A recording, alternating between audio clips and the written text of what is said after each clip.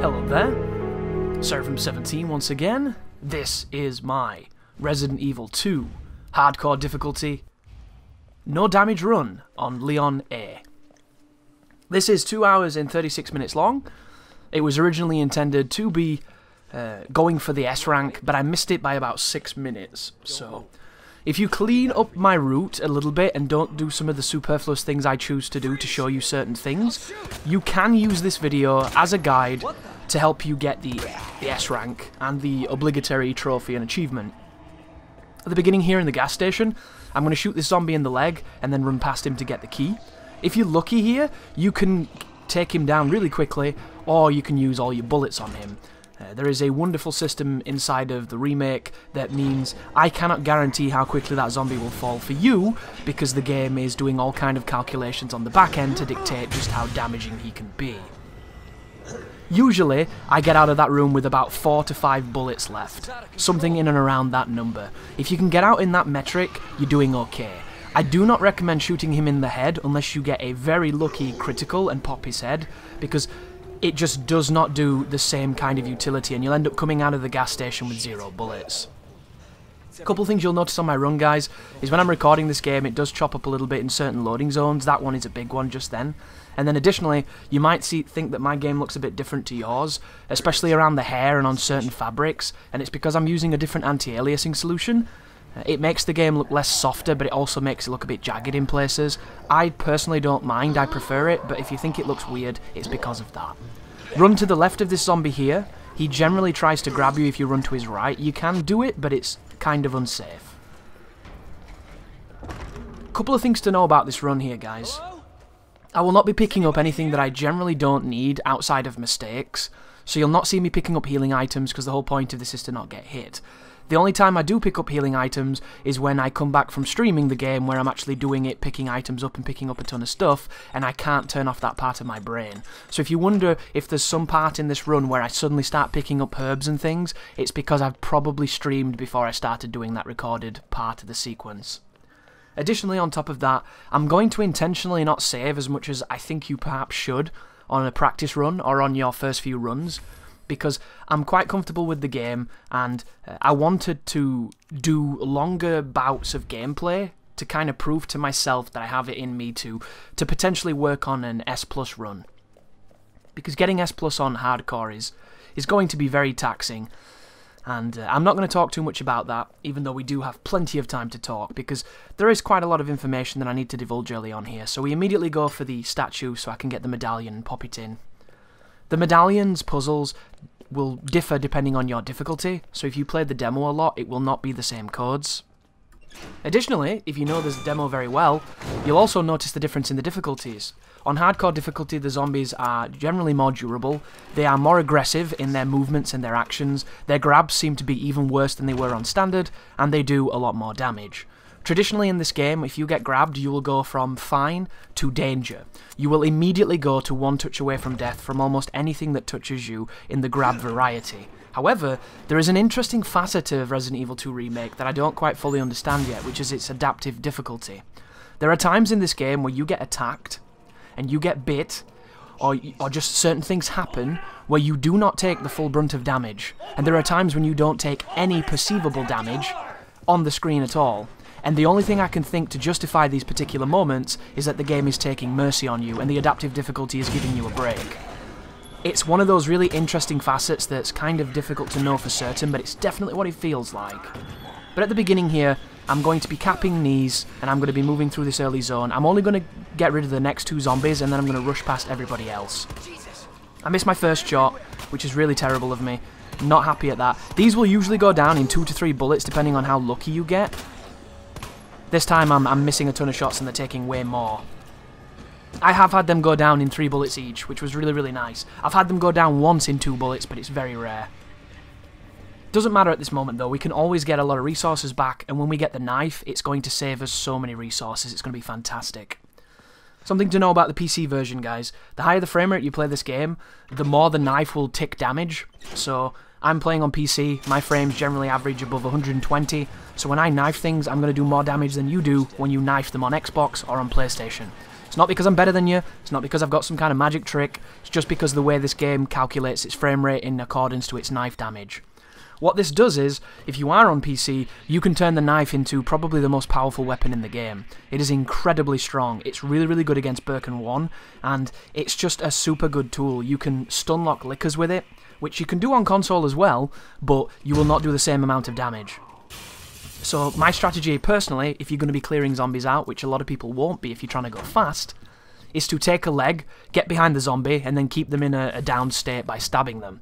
If you know a zombie who is downed is going to get up, like the one we're about to face in this next room, you can always preemptively kill them with the knife. I'm going to be using the knife all the time in this early part of the game, just so I can save on the ammunition.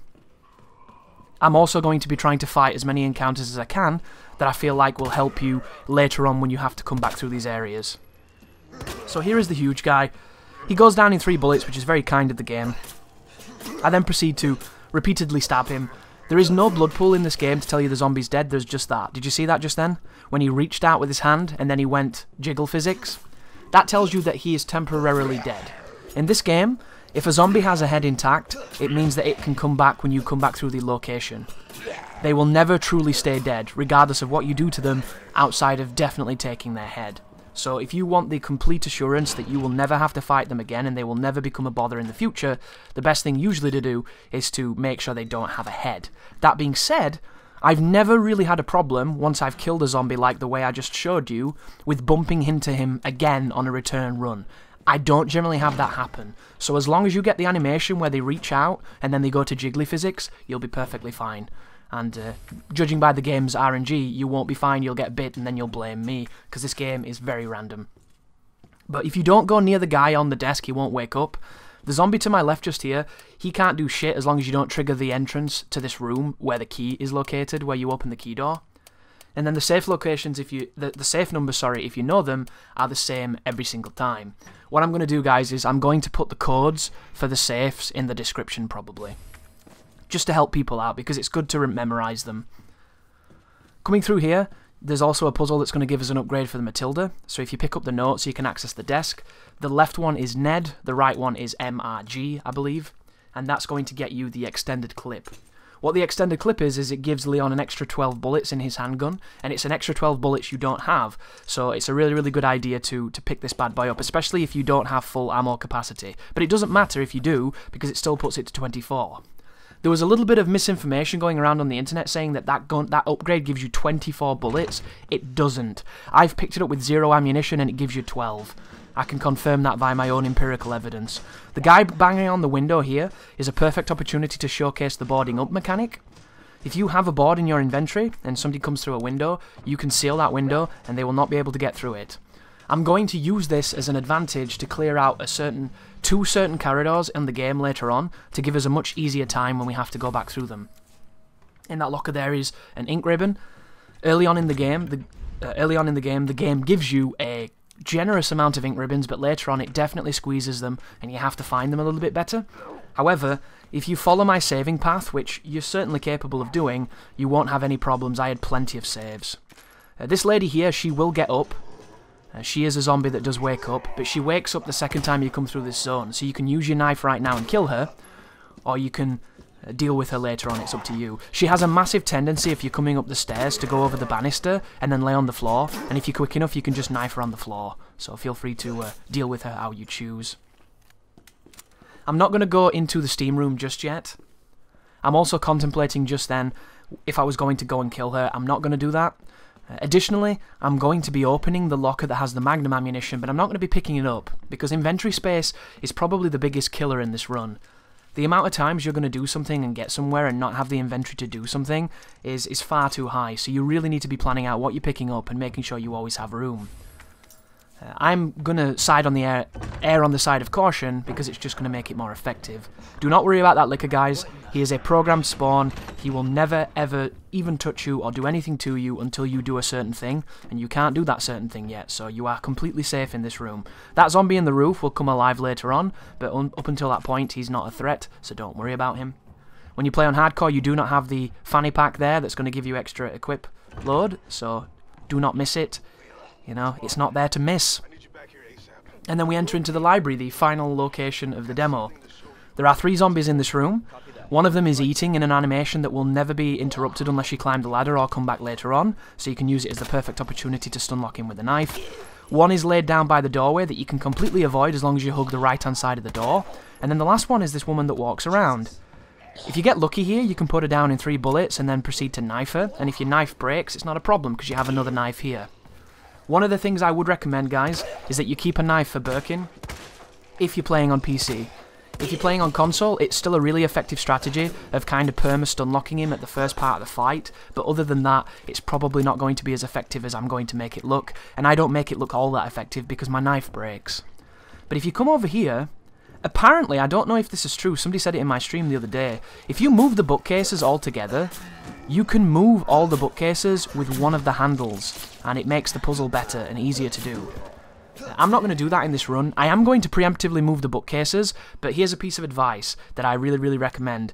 You want to move the one that's to my right, past the one that won't move, to the left. If you do that, you will have to do one less movement.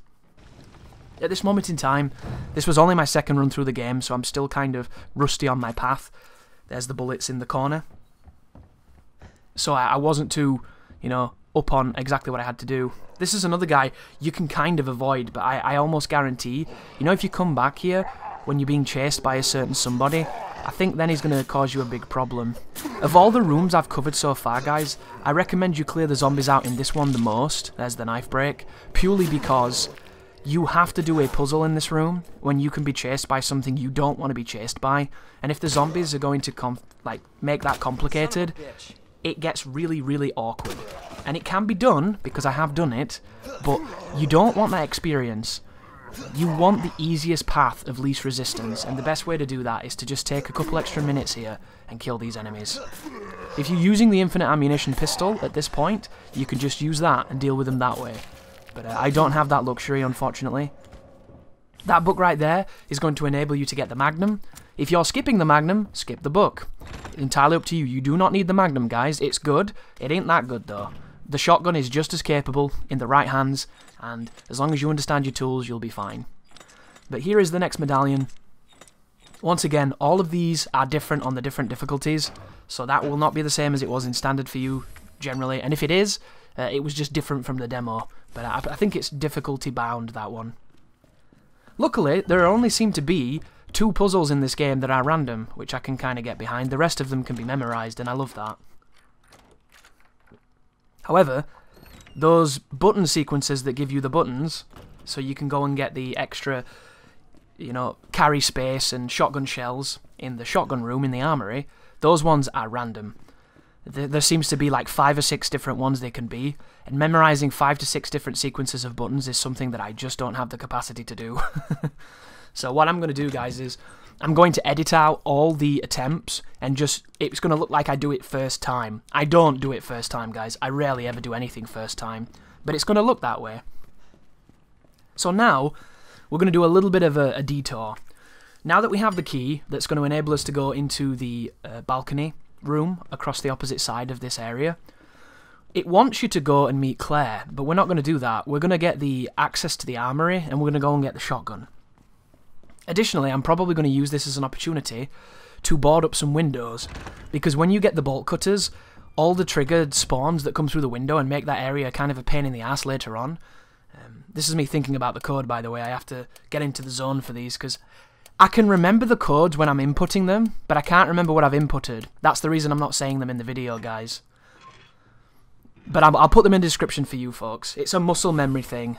My memory's atrocious, but my hands remember, which is a good thing, because if it wasn't for that, I wouldn't get very far. But there is the second upgrade for the Matilda. It is a muzzle brake on it. Apparently, the upgrades can be explained exactly what they do if you examine the weapons, which is a really, really nice feature. So if you want to know what your upgrade is doing, check your weapon out. But in here, there's going to be the keycard that we need. There's also going to be the statue in the hand. So if you put the book and combine it with the statue's hand, and then pop it on the statue, he's going to give you a scepter. If you rotate the scepter by examining it, you can then take the jewel from it, and then later on we can put the jewel in a very intricate Baroque like jewellery box that's going to give us the stars badge that's going to open up the lightning hawk. Well, here we go. Examine it, spin it around, give the nice flick. You'll notice you don't see speedrunners doing this. The speedrunners completely circumvent getting the magnum, it seems. But back into the waiting room. And what we're going to do is we're going to go completely across the other side of the courtyard, back probably into the library, and then back down into the area where the shotgun will be. And you might be wondering, Chris, why don't you just go downstairs and go through the other door that you can use the key on? The reason I'm not doing that is because it's going to spawn the zombie that I avoided next to the safe. I'm going to take a couple extra minutes here doing a more circuitous route as this guy comes back alive. Put a few bullets in him. And he sleeps a little bit. Is he still alive though? Probably. Oh no. No, he's not. There you go. Just double checking. But it's going to take a little bit longer. However, it avoids getting that guy to stand up. And if I can save a little bit of ammunition by just extending my route a little bit, I don't mind doing that. I'm not trying to beat the game in under an hour. I'm not good enough to do that yet.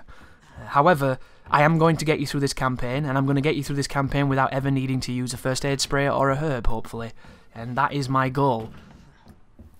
But now that we're moving back through a territory we've already been in, this is when the game is tempted to throw a bit of a curveball at you. I'll be picking up the magnum rounds on my way back. There we go. Now that I know that I definitely have the space for them, I'm going to grab them. And I'm probably going to dump them all in the box in the room with the dark room. But does the woman come up from the return here? She doesn't, so she stands up later on. So instead, I'm going to use this as an opportunity to take her leg off. That was a 2-bullet leg kill. That's really, really good. That's what you want. There's some damage statistics on Reddit that talk about different parameters with the weapons. It's all been measured on standard, so I don't know if it translates directly to hardcore. But the difference between a headshot and a body shot is apparently a 40% difference in damage. I don't know the validity of these claims. I don't know the validity of the tests. It is Reddit. Take it with a pinch of salt. And then apparently, there is a 75% damage increase if you let your gun's reticle center before you shoot. So that's not to be scoffed at if it's even remotely close to that, which I don't honestly know if it is, but something worth figuring out, right? Hopefully later on when it's data mined, we'll know exactly what it is. Here's my particular code. I can't help you here, guys, because yours will be different. The trick to this is just find the start and then just go from there and just grind it. You'll get it eventually. But now that we've done that, I'm going to probably be putting that item on the button that enables me to get shotgun shells, which I believe is the number 3 potentially. There's a guy banging on the window. Do not get scared by that. He cannot get in. And then here we go, dumping off in the box. You'll notice that I do have the samurai edge for both Chris and Jill, but I'm not using them. In my opinion, if you use those guns on a first run, it's akin to cheating because you shouldn't have them. They do give you some passive benefits. They're not going to completely change the game, but if you want the true experience, you play it as the game was intended, which is like this. But there you go, I'm putting it on number 2, not number 3, my bad. So we're now going to do 102 to get the gunpowder, and then we're going to go 208 to get the shotgun shells. There you go. Once again, guys, all of this can be skipped if you want to cut down on your time. You do not have to do any of this. You don't have to fight with the flimsy detection on opening these doors. It's completely optional, but I'm going to try and get you as stacked as I possibly can so that you're able to make as many mistakes as you need. The one aspect of this that you do definitely want to do is grab the shotgun. The utility of the shotgun is insane. This weapon will guarantee that you will never fear zombies for the rest of the game, pretty much, because you can just wait for them to get close and then blow their face off or blow their leg off. If you go for the leg shots, it's even safer than the headshots. So it's definitely something. There it was, did you hear him? That's why I went slow just then. I went slow because I was pretty much guessing somebody was going to be moving around, and somebody was. I killed the guy next to the safe so that I can now use this entrance. The shotgun enables me to get rid of him in one clean shell, which is pretty much as effective as it gets, and I really love doing it.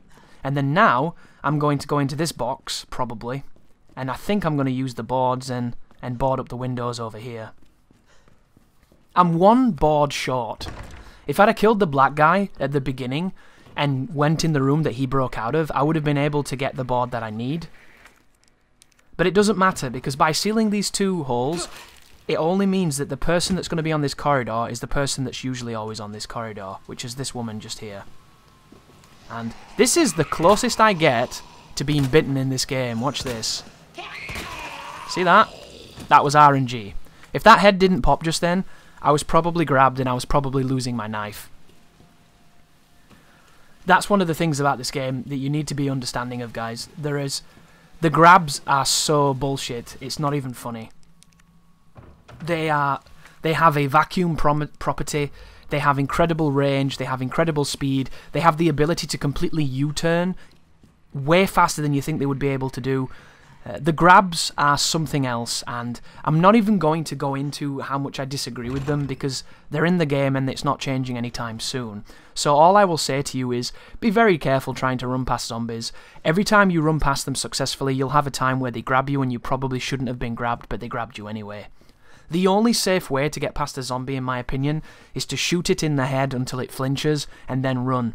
That is the only guaranteed time where they will not grab you. However, on hardcore difficulty, and then sometimes on standard as well, when you shoot zombies in the face, it's not a guaranteed flinch, and I really, really dislike that mechanic personally.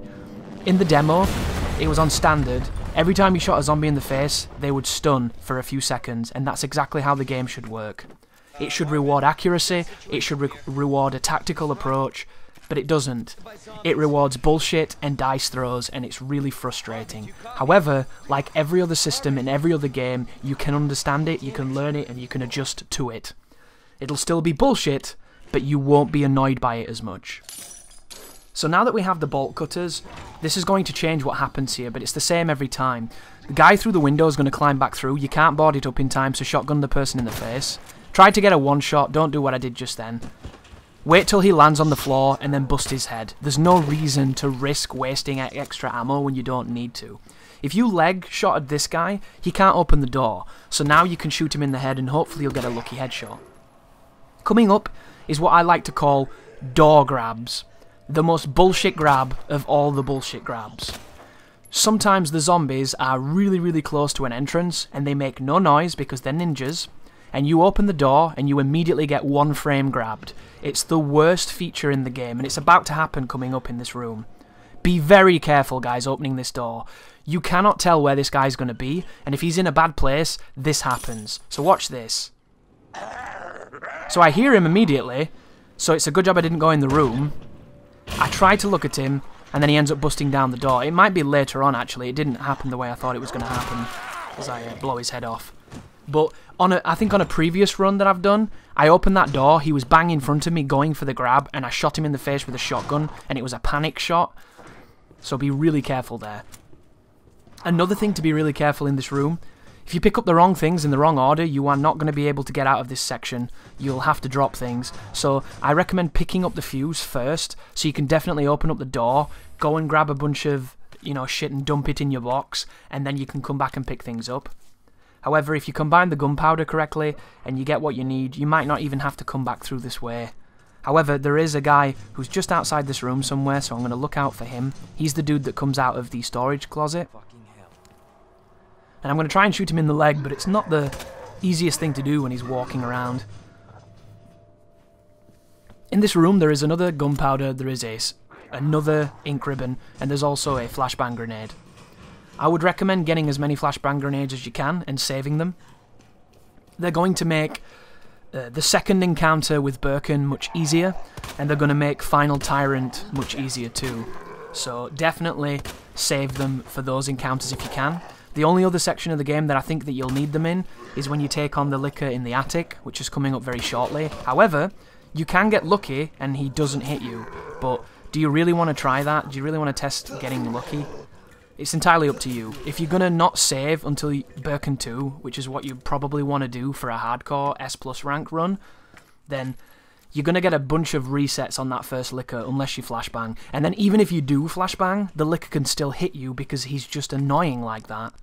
There seems to be only 2 sequences in the game where the liquor is bad like that. And it's the one in the attic and then it's the one in the labs at the end of the game. Those 2 liquors are programmed to know exactly where you are and to be annoying. It's unfortunate because the liquor, in my opinion, is probably one of the best enemies in the game. When he follows the rules of the game, as he should do, he works beautifully. Because if you're intelligent in your approach, you'll never have a problem with him. Here's me pointing out the gunpowder, just in case you didn't know it was there, guys. I'm going to end up coming back for it anyway, because I was being really a big stickler for getting as much as I can early on.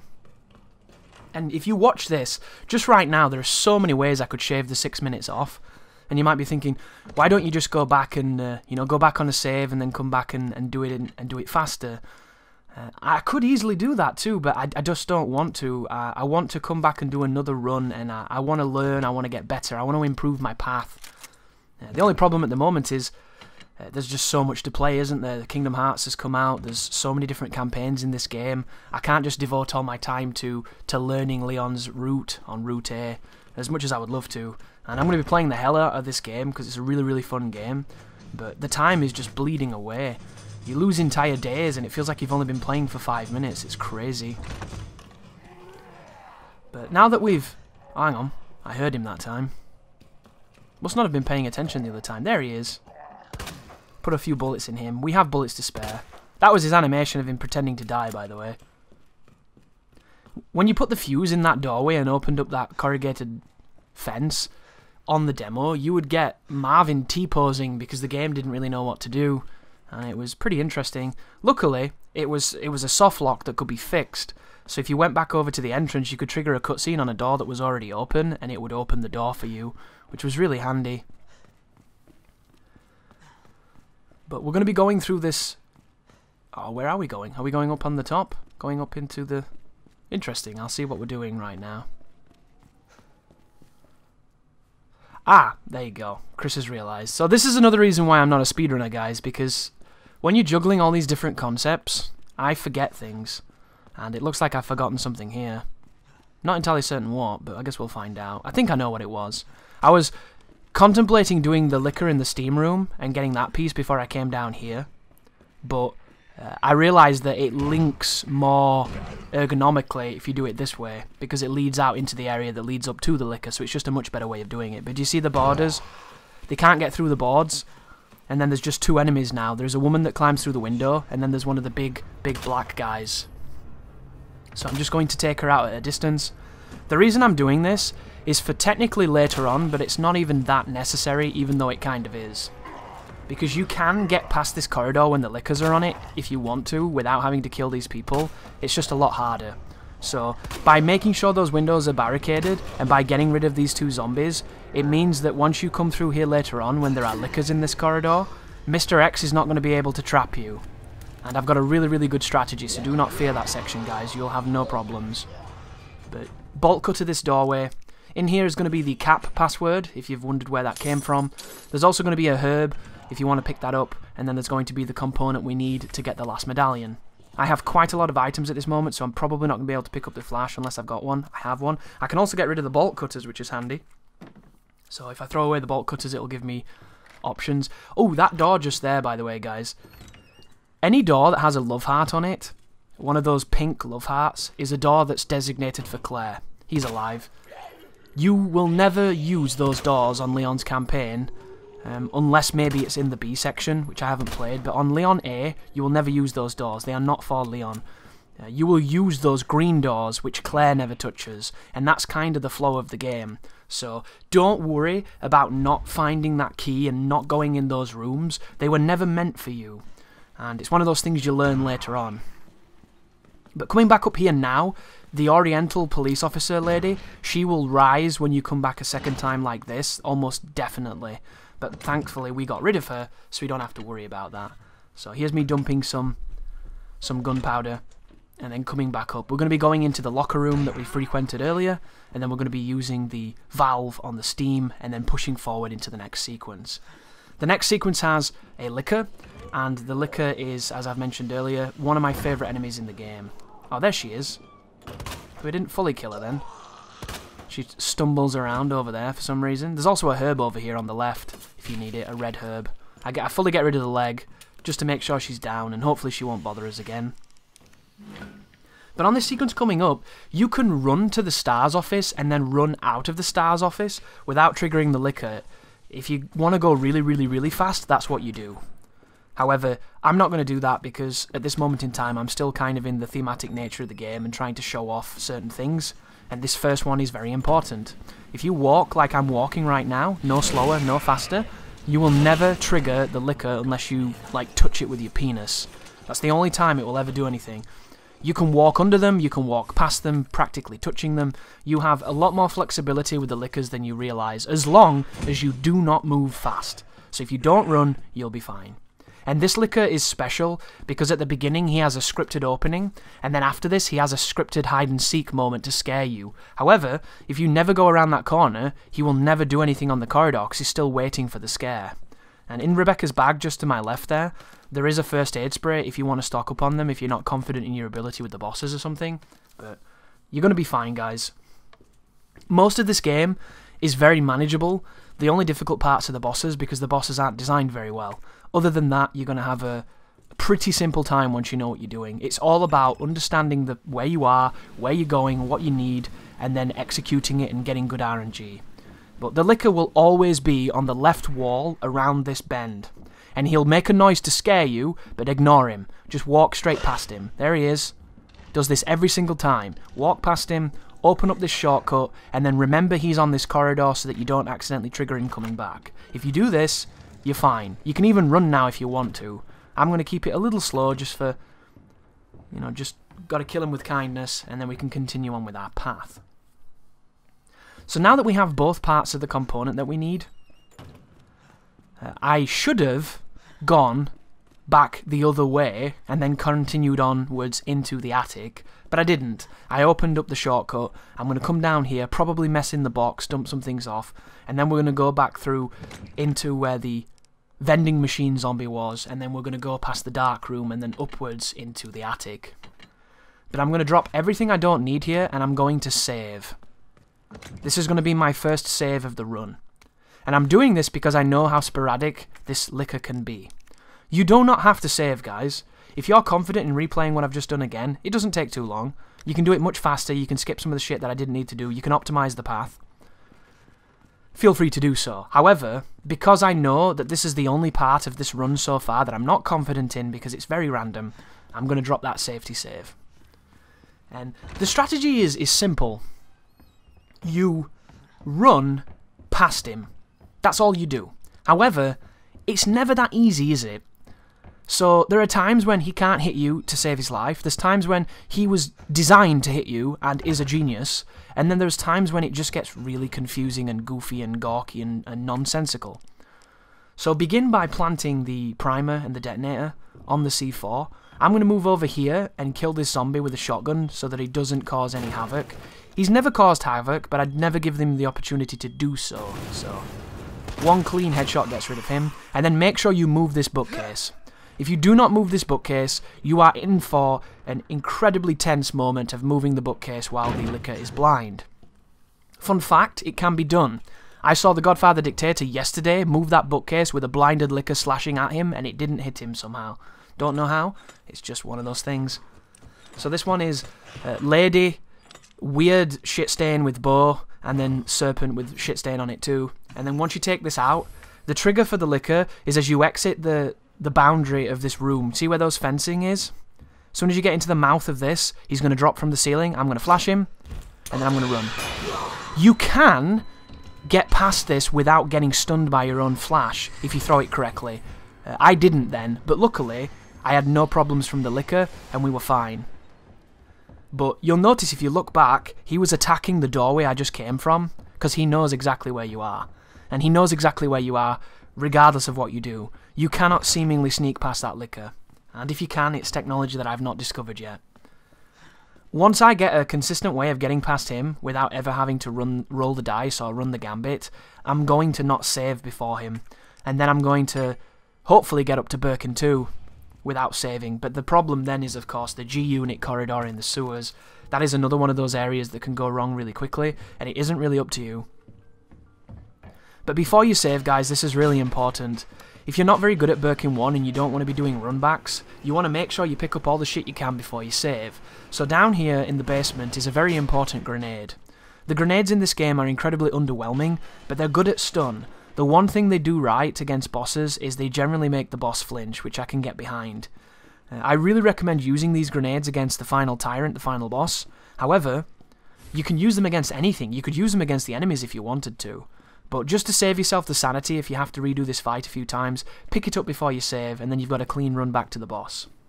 To give you an idea of boss fights in this game, the boss coming up was a 1 attempt. The reason it's a 1 attempt is because this boss fight is actually quite skillful. There are not many skillful fights in this game when it comes to bosses. This one is a skillful fight, Birkin 3 is a skillful fight, everything else, less so. That is, of course, not to be confused with them having no skill at all. There is definitely a skill involved, but when I mean skillful, I essentially mean you can repeat this boss several times in a row and get the same results. It doesn't really seem to matter what the game wants to do to you. You can still win this one, and I love that. That's what all bosses should be, in my opinion. However, Birkin 2 has a tendency to just not do what he's supposed to do, and it's really easy to make a silly mistake and end up getting killed by the crate. And then, of course, Final Tyrant can just be a nightmare sometimes with catching you with moves that have never hit you and just all kinds of fun stuff that can go wrong. Like when the rock drops and stuns you and then he hits you, or when the rock drops and cuts you off. So many bullshit elements in that fight that are going to frustrate you. And then the run back because it's got the worst checkpoint in the game. Thank you, Capcom. Couldn't have put a fucking Tight Rider next to the battery, could you, next to the bloody lift? No, that would be too easy. Anyhow, maladies aside, that will be the end of my lacrimosa when it comes to shit boss fights in this game. And as we move along here, we can get our first glimpse of our antagonist. So, this video is going to showcase the knife strategy on PC. The knife is good because it's fast and it can stun him quite a lot if you hit the eyes. However, your damage is going to be lower than mine because of frame rate reasons. Unless you have a higher frame rate than me, then your damage might be more. However, you can do the same thing with the guns as well. So I'm going to begin this by putting on a flashbang grenade like a moron, and then I'm going to show you the basics of this knife strategy. So if you strafe around this boss while hitting his face and while hitting his back, he tends to miss you a lot with his hits. I don't know why. It's kind of bizarre. Here's him summoning the eye, so try and slash the eye as much as you can. That was me breaking my knife, so now I'm just going to fight him normally. My strategy for Birkin is to just kind of tease him into doing the big overhand smash and then punish the smash. The closer you are with the shotgun, the better. The eye is apparently a crit, but it doesn't seem to make much difference. As long as you hit this boss, you are doing damage. And as long as he doesn't hit you, you're okay. But right now, there's the opportunity that he might jump up into the sky and drop down on you. When he does that, you have to be careful, because if you don't get around it after the little cutscene it plays, he'll hit you for free. I'm going to use this as an opportunity to pick up the grenade, because there's an ambient grenade in this room, and I missed it, because I picked up the bullets instead. Here he goes. Run directly past him right now, guys, and he'll miss you. And you can actually turn around and put some shells in him if you want to, which is what I chose to do, get a stun by shooting him in the face. The thing to know about this fight, when he does not have the eye transformed, like right now, you can shoot him in the head and it will always stun him. However, once he gets the eye and he gets all powered up, the stun doesn't seem to happen the same, so you need to be cognitive of that. Interesting, I didn't break my knife, I just kind of bailed on it. Maybe I thought I was getting greedy and I should back off. Either way, considering that this was a first attempt, I think it was a really good fight. Everything went my way, which is what you want. One way to kind of bait his overhead slam is to stop for a millisecond and then run. Do you see me just then? That did it. When I stopped for just that slight hesitation and then I continued running, that's what made him attack me. So when you're running away from him and he's really close... Oh, there we go. That's when I broke my knife. And then I have to throw the flash because I'm in a bad place. Shoot him with a shotgun, point blank range him, and then get out of dodge. But whenever he's chasing you and he's really close, all you need to do, guys, is just let go of the analog for a frame and then continue running away. And then I'm going to throw my grenade at him, a couple more shotgun shots, point blank range him, run past him. This guy takes an incredible amount of punishment. I can't even begin to tell you how much I disagree with it fundamentally. But what can you do? So we can hear him moving around, but we can't see him. Here's the overhand throw. And then we're going to go and punish the stun. And this should be the fight, I think. There we go. Very clean, right? Not the fastest, but I'm not a speedrunner. And that's only technically the third time I've beat him, so I can definitely improve that. I can definitely get faster, get more aggressive. Especially when I learn how to go full balls to the wall with the knife. That's going to be a really quick encounter. But the irony here is, I didn't need to save before Birkin because I did in one attempt. So I could have saved that save, but I don't recommend you should do that, guys, because you people who are using this video, one would think, you're using it because you're having trouble with the game, right? You can't do what I did just then, potentially, or maybe you have troubles with certain parts of it.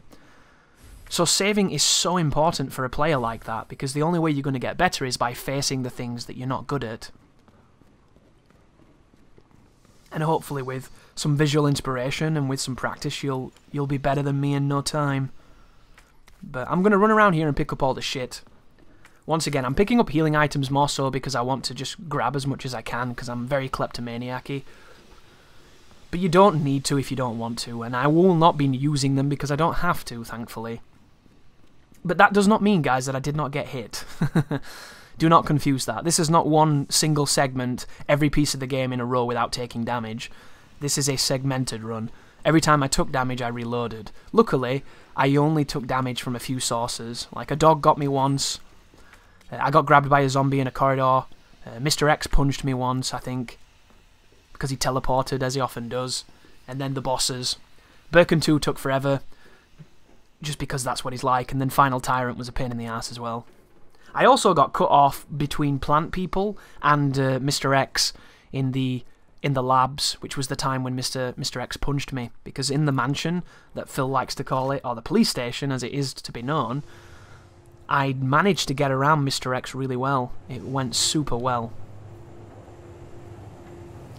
This part here stands out to me. It stands out as kind of the most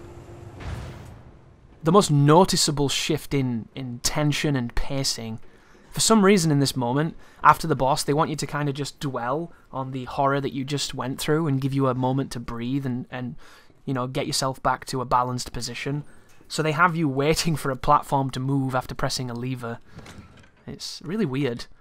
The game usually doesn't let up too much. A lot of its lulls are introducing new environments and generally new locations and a little bit of exposition, whereas that one's just, wait for the bridge. But I'm going to save after the boss, for obvious reasons. That right there was me double checking that I'm still recording. Did you see how the screen went from being full screen to slightly not full screen? That's what happens when I alt-tab out of the game, and I'm really paranoid when it comes to OBS, so I have to keep checking to make sure that it's working. There's nothing worse than having the run of your life and then fucking up the recording. Hey! Usually, guys, I would remove that kind of feature from a walkthrough. I've tried to do as minimal editing in this as I can, because I feel like if I edit it too much, people are going to think that I'm editing around things, when I'm not. I'm just streamlining the viewing for you. Here's another zombie that will eventually get up, but I'm not going to give him the opportunity, so put him down with a shotgun. And it's kind of an interesting standard, because I love to edit things to make them more streamlined and more enjoyable to watch. But they can hurt you sometimes because people can think that they're inherently dishonest. And it's funny because just throwing up raw footage, guys, is the easiest thing you can fucking do. I could throw this entire... Do you know how quickly I could have had this video up if I'd have just thrown the footage together and edited it, and rendered it? It would have taken me like 10 seconds. Instead, it took me a few hours because I wanted to make sure that, you know, it was something good enough for my channel and something that you could enjoy. And the further I went through it, the less stringent on the editing I got, because I realised that, you know, if I edit this too much, people are just going to think that it's just cut and stuck together like a patchwork quilt. And that's one of the reasons why I decided to space the saves out. Because if I space the saves out, I can't cheat, right? And you know there's going to be those people that are like, this isn't non-hardcore and all that kind of silliness. And you didn't do this and you didn't do that. And all those people that seem to think I relish in lying on the internet, which I really don't. But if you come in this room early on, not only can you get this box here that's going to give you the key that gets you the final upgrade for the Matilda, but you can also pick up those shotgun shells for free, and you never have to go back in that room. If you go back in that room later on, you'll bump into the zombies as they wake up, but if you do it in the order that I just did it, you'll be fine. And I definitely recommend using this key earlier, because if you come here later, there's going to be dogs in this room. There are 3 dogs in this room. Luckily on mouse and keyboard, you can shoot the dogs quite effectively, and they're not much of a problem. However, they're still a problem, so I recommend caution when dogs are concerned. I see a lot of speedrunners running past them, and they don't get attacked by the dogs, That's about as lucky as it gets, guys. Getting attacked by dogs in this game, if you choose to avoid them, is 1000% a dice roll. It is a decision the game makes for you. It is not a decision that you have any agency over. And you can zigzag, and you can think you've got the strats and you've got the dodges, but fundamentally, you got lucky. So, the dogs in the cages will break out. 3 headshots will kill them. Sometimes you can kill them on 2 if you get lucky. If you don't shoot the heads, it still takes 3, so just aim for kind of forehead / centre mass and get rid of the doggos. I mean, if you do this, you will only have to contend with about 3 of them on the way back. It changes the spawn though, which is kind of confusing, and I did get confused. But in here is the morgue. This is an area that is optional. There is an optional key in this location that's going to enable us to get access to the Magnum. So I'm going to be doing it for the sake of getting the Magnum. I apologise for this part of the video. I did do a practice run in this area, so I do know which of the drawers I want to open, but for some reason I didn't do it. I opened the wrong drawers, which is never a good idea. There are 2 zombies coming up. The zombie that's on the morgue drawer, he cannot be headshotted until he triggers. So I'm going to waste a shell on his face. Don't do this. Wait for him to fall off the metal tray, then shoot him in the mouth. Shooting him in the mouth now is essentially doing nothing. I thought I could just take his head like most people, but he's triggered to activate when you pick the key up. So right now is when you want to shoot him. You have ample time to take his head, and you'll save all of these bullets. This is another mistake that would not be in this run when I do it again. And I think I'm going to do it with the noir costume. I think I'm going to buy the noir costume. It looks amazing. It's such a wonderful homage to, I think, Evil Within. I really should have bought the deluxe edition of this game. I'm just a tight bastard. So I just didn't think I would want any of the stuff. And it turns out costumes are a thing that really interest me. For some reason, give me a sexy costume and that's all I need. But they're only £2.50, and I mean £2.50, I can't even catch a bus for that. But even so, it feels like a lot of money, doesn't it, £2.50 for a costume? Why aren't they unlockable? In Resident Evil 4, they would have been unlockable. In this game, it's just like, get fucked. But once you flick this switch, guys, that's the puzzle every time, by the way. As soon as you turn around, the dogs are going to trigger. If you didn't shoot them in the cages, there'll be one running at you now. He is the only one you have to worry about if you shot the cages. Coming up, when we open this next room, there's going to be a dog in front of us. There's also going to be a second dog. You can shoot both of them through this fence if you get lucky, but usually they'll run towards you round the corner like he's doing right now. I don't want to waste my ammo here, which is why I'm being a little bit tentative, and I waste it anyway just then. But you can easily shoot those dogs if you're quick enough, but I'm always hesitant to shoot in this game. But here are the dogs that will attack you if you do not kill them on the other side. Sometimes there will be 2, so you'll notice I'm waiting for the second one. So take your time, get your headshots. As long as you shoot them, you will stun them. Get a stun and you've pretty much won. And then the final dog comes out of a vent coming up here. It's the same every single time, and I'm ready for him. So put him down. Put him down with 2 bullets then, didn't even need the third one. And then that's all the dogs in this area. The only dogs left now are the ones in the car park. This is when things get a little bit awkward.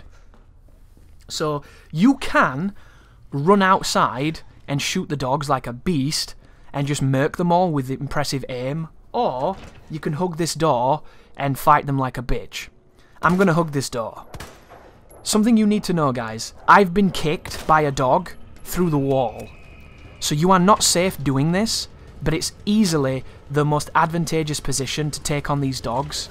And if you want to use your shotgun here, it is 1 shotgun blast if you get them close enough to kill them. So it would be 3 shells and maybe save you some time, save you some frustration. But something to bear in mind in this game as well, folks. When the dogs jump at you, it doesn't show damage on the screen, but if you look in your inventory, your fine will go from being that deep green to being a lime green. And lime green is still fine technically, but it means you did take an increment of damage, even if it's the slightest bit of damage. So, it happened to me, and I reloaded. If it happens to you, you might not give a shit, and you can just get on with the run. It's entirely up to you guys. This is easily one of the slowest strategies you'll see me doing, but it's also very safe. So there goes the dogs. We can now proceed to do the next sequence. Now the power's been turned on, it's going to give us access to the rear of the police station, and then we can go and have some fun. I really like this part of the game, because if you know what you're doing, it goes really smoothly, and then the game decides to fuck you, and then you get really angry. So look forward to that. Because Mr. X is coming, guys. He's coming real soon. And a couple of things you need to know about Mr. X. He has programmed triggers, which will make him turn up regardless of what you do. So even if you know how to get rid of him, even if you know how to stop him from doing what he does, he will always turn up at certain moments to make the game seem more exciting than it is. That being said, I have a wonderful way of controlling him for the most, but if he decides to teleport in front of you and cut you off, there's almost nothing you can do outside of getting good and improvising. And it's kind of a nightmare, because it's not really fair, but that's the game, guys.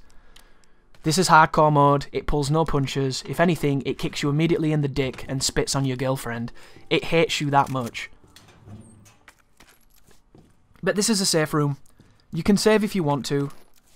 I'm not going to save, I don't think. I'm going to fuck up my save, though, so I'm going to tell you what to do and how to improve it. Because I saved too early, and I didn't mean to do that. But put away the things you don't need. And then push forward. Take out your boards right now. Boards are very important coming up. I'm going to show you 2 boards that you can place that will make this corridor a cakewalk the second time you come back through it. So put a board there, and then put a board on the next window. If done correctly, you will have 2 less zombies in this corridor on your way back, and that's a very powerful position to be. Be careful of this corner. We have ninja zombies again. Zombies that are hanging around outside local shops, on street corners, you know, making the entire village hate them. Making no sound, ironically enough, so 0 sound zombies. Just chilling silently around a corner to shit you up. Over here in the wall is an embedded knife. Use the embedded knife to kill this guy while he's eating. Keep him on the ground, keep him stun locked. There's his animations triggering all weird things. He's still alive though. Watch for the reach. See the reach? And then the relax. Reach and then relax. As he voids his bowels and then promises to kill us when he comes back later on. And then make sure you get rid of this guy. Fun fact, on my first recording run before something went wrong, and I had to restart from way back when, I got a 1 bullet headshot on him. A 1 bullet critical hit. You don't see it often, but it's beautiful when you do. So, up here, there's going to be fire. You can't go this way. This is another area where I lost time, so... You can go that way if you want to, but... There's a couple of things that I'm going to be doing along this path. That's another one of those things. I don't think you can take the head when they're out the window like that. I feel like there might be some kind of programming that stops you from doing it. But traditionally up there where the flame is, there's 2 zombies walking around on fire. I don't know if they're still there, but that's the reason why I decided against going that way. Ignore the broken window. All it means is he broke the glass. He cannot get in. You are completely safe. Oh, and another thing as well, guys, do not go near Marvin. If you go near Marvin at this point of the game, you will trigger his zombified status and he will chase you around the police station, which is a pain in the arse. You don't want that. But onto the balcony. I'm trying to think now if going on the balcony past those 2 zombies would have been the smarter choice, or if it wouldn't let you do it because of the helicopter. I might have been able to save some time. Anyhow, this is the path that I chose. And now that we've got the crank, we can open up the sequence that's just past this area. And then going past this area is where we're going to be triggering Mr. X. Don't worry though, guys. As intimidating as he is, and as, you know, GameFAQs and Reddit are all alive with people complaining about it, how it ruins the game, it really isn't so bad. If you get 2 of them, it's really bad. But for the most, it works really well, and it does exactly what it's meant to do. It's meant to be a ticking clock that kills you. And that's what it is. You know? But pick up the board. Get rid of your unnecessary items. If you didn't see just then, if you're new to the game and you're wondering why I'm getting rid of things like that, when you've used an item to its limit and it can no longer be used, the game puts a red tick next to it telling you can discard it. It's a really cool addition to the game. I don't think this is the first Resident Evil that's had that, but it's definitely a useful feature. So in here, there's 2 zombies. There's some shotgun shells. I think there might be a flash grenade or something like that. There's something else in this room, and then there's the cog that you're going to need. The cog takes up 2 spaces in your inventory. You can pick it up now if you want to, and manage your inventory, or you can wait later on. I'm going to wait later on because I was testing a theory, and the theory does work. However, it changes the dynamic spawn of Mr. X. Because if you come in here from the shortcut on the balcony, and you pick up the cog, when you go back onto the balcony, Mr. X will almost always be on that balcony coming for you. And depending on how the game decides to fuck you in the mouth, will depend on where exactly he is, because he's kind of a pain in the ass at times. It's the same with the lever as well. The lever that you get inside the room on the, is it the west wing? When you pick that lever up, it spawns him. Depending on where you go, depends on where he spawns from. So traditionally in Leon's campaign, he'll come from the main hall direction, so you can just run the opposite way. If you run the opposite way, he'll cut you off as you were going into that section, which is really bad news. It happened to me playing Claire the other day. It was awful. But coming over here, we're going to get attacked by 2 zombies as they bust through this door in a classic homage to this ambush coming up. These 2 zombies can be a bit of a nightmare. For some reason, they always take a beating, and I don't really know why. The trigger's quite close to the door as well, so don't be a bitch like I'm being. If you can get some lucky headshots here and put them down quickly, that would be fantastic. It just doesn't really work for me. Like, look at this woman, dude. Stubborn, speedy. She's practically wife material, minus the whole she doesn't have a face. But finish them off. Behind you is a stack of herbs. There's 2 green herbs if you need them. Be very careful when the zombie sits up like that. If you let them sit up, they can lunge. So you don't want that to happen, because that's damage, unless you've got a defensive item. Ooh, there's the pop, finally. Every bullet I had, that took. So, what I recommend you do here, guys, is I recommend that you douse the flames, I recommend that you dump everything in the box you don't need and get everything out you do need, and then I recommend that you go and trigger Mr. X, and then run all the way back to the safe room, wait for about 30 to 40 seconds, and then save. If you do this, you will be in the most opportune position to do this sequence. The strategy coming up here is known as the dark side fill. My usual strategy for ducking Mr. X is to dodge him on this plaza outside, and then run past him and have him chase me, and then eventually lose him by going through different rooms. However, I was watching Darkside Phil play this game, and because Darkside Phil plays this game like a bitch, he ran and hid in the safe room. And what that does is it despawns Mr. X, and then he goes patrolling somewhere else. If you do that, you can almost guarantee that he won't bug you until you trip one of those triggers, so that's exactly what I'm going to do. Because as much as it's a cowardly strategy, it's a very effective strategy, and it's another tool in your arsenal to beat the game. But I do it out of sequence, unfortunately, because I didn't save after triggering him, and I should have, because it would have saved me some time if I were to repeat it. Luckily, I didn't have to repeat it, which was really, really nice, because this strategy worked really well. And the spawn is the same every time, guys. When you turn the corner on this corridor, he's going to lift up the helicopter. I'm not even going to give him the light of day, I'm just going to run away. You can lose him by running away really quickly here, but I've only done that as Claire, and I have no idea why it happened. But a couple of things to bear in mind about his particular design. If you shoot your gun, you are effectively calling him. You are saying Candyman in a mirror, and Candyman will come. It ain't none of this real life bollocks where you say it several times and nothing happens. If you run, and he's close, he can hear you running. So running can be one of the triggers that brings him closer to you and gets him on the right path. If you walk, you stand the best chance of avoiding him, because walking is the best strategy. However, walking everywhere is slow as fucking boring, right? So you don't want to do that. Unless you want to, it's up to you. Additionally, you can hide from him. If he does not have direct line of sight on you, he will have trouble discerning exactly where you've gone. He won't have the most trouble, because he still kind of knows, and he's still pretty good. However, it is possible to hide from him, really close to him, have him leave, and then get to the other side of the mansion and have him teleport in front of you and cock-block the path. So, he is a cool design, and he is a cool enemy, but he has all kinds of bullshit that will make him way more annoying than he needs to be. Also, if you go for the Magnum right now, and you go into the interrogation room where the liquor jumps through the window on Claire's campaign, he will bust his way through the press room into that corridor, opening up a shortcut that's actually pretty sick. However, I'm going to go and get the Magnum when there's no danger from anything in the mansion pretty much later on.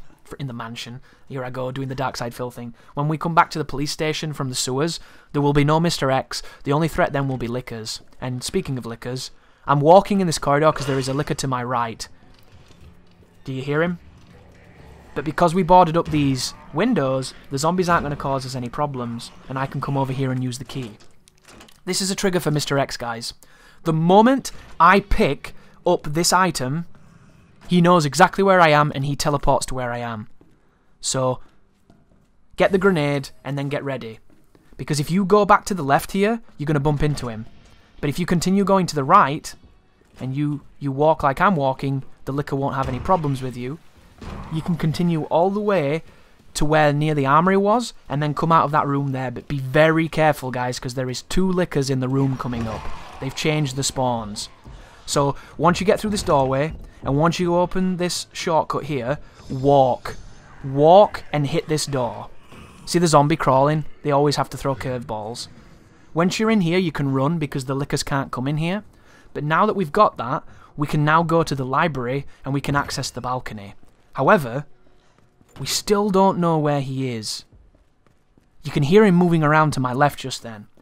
The grail right now is to get a run where he doesn't follow you into the library and he doesn't impede your puzzle solving, because puzzle solving in this room with Mr. X is a pain in the ass.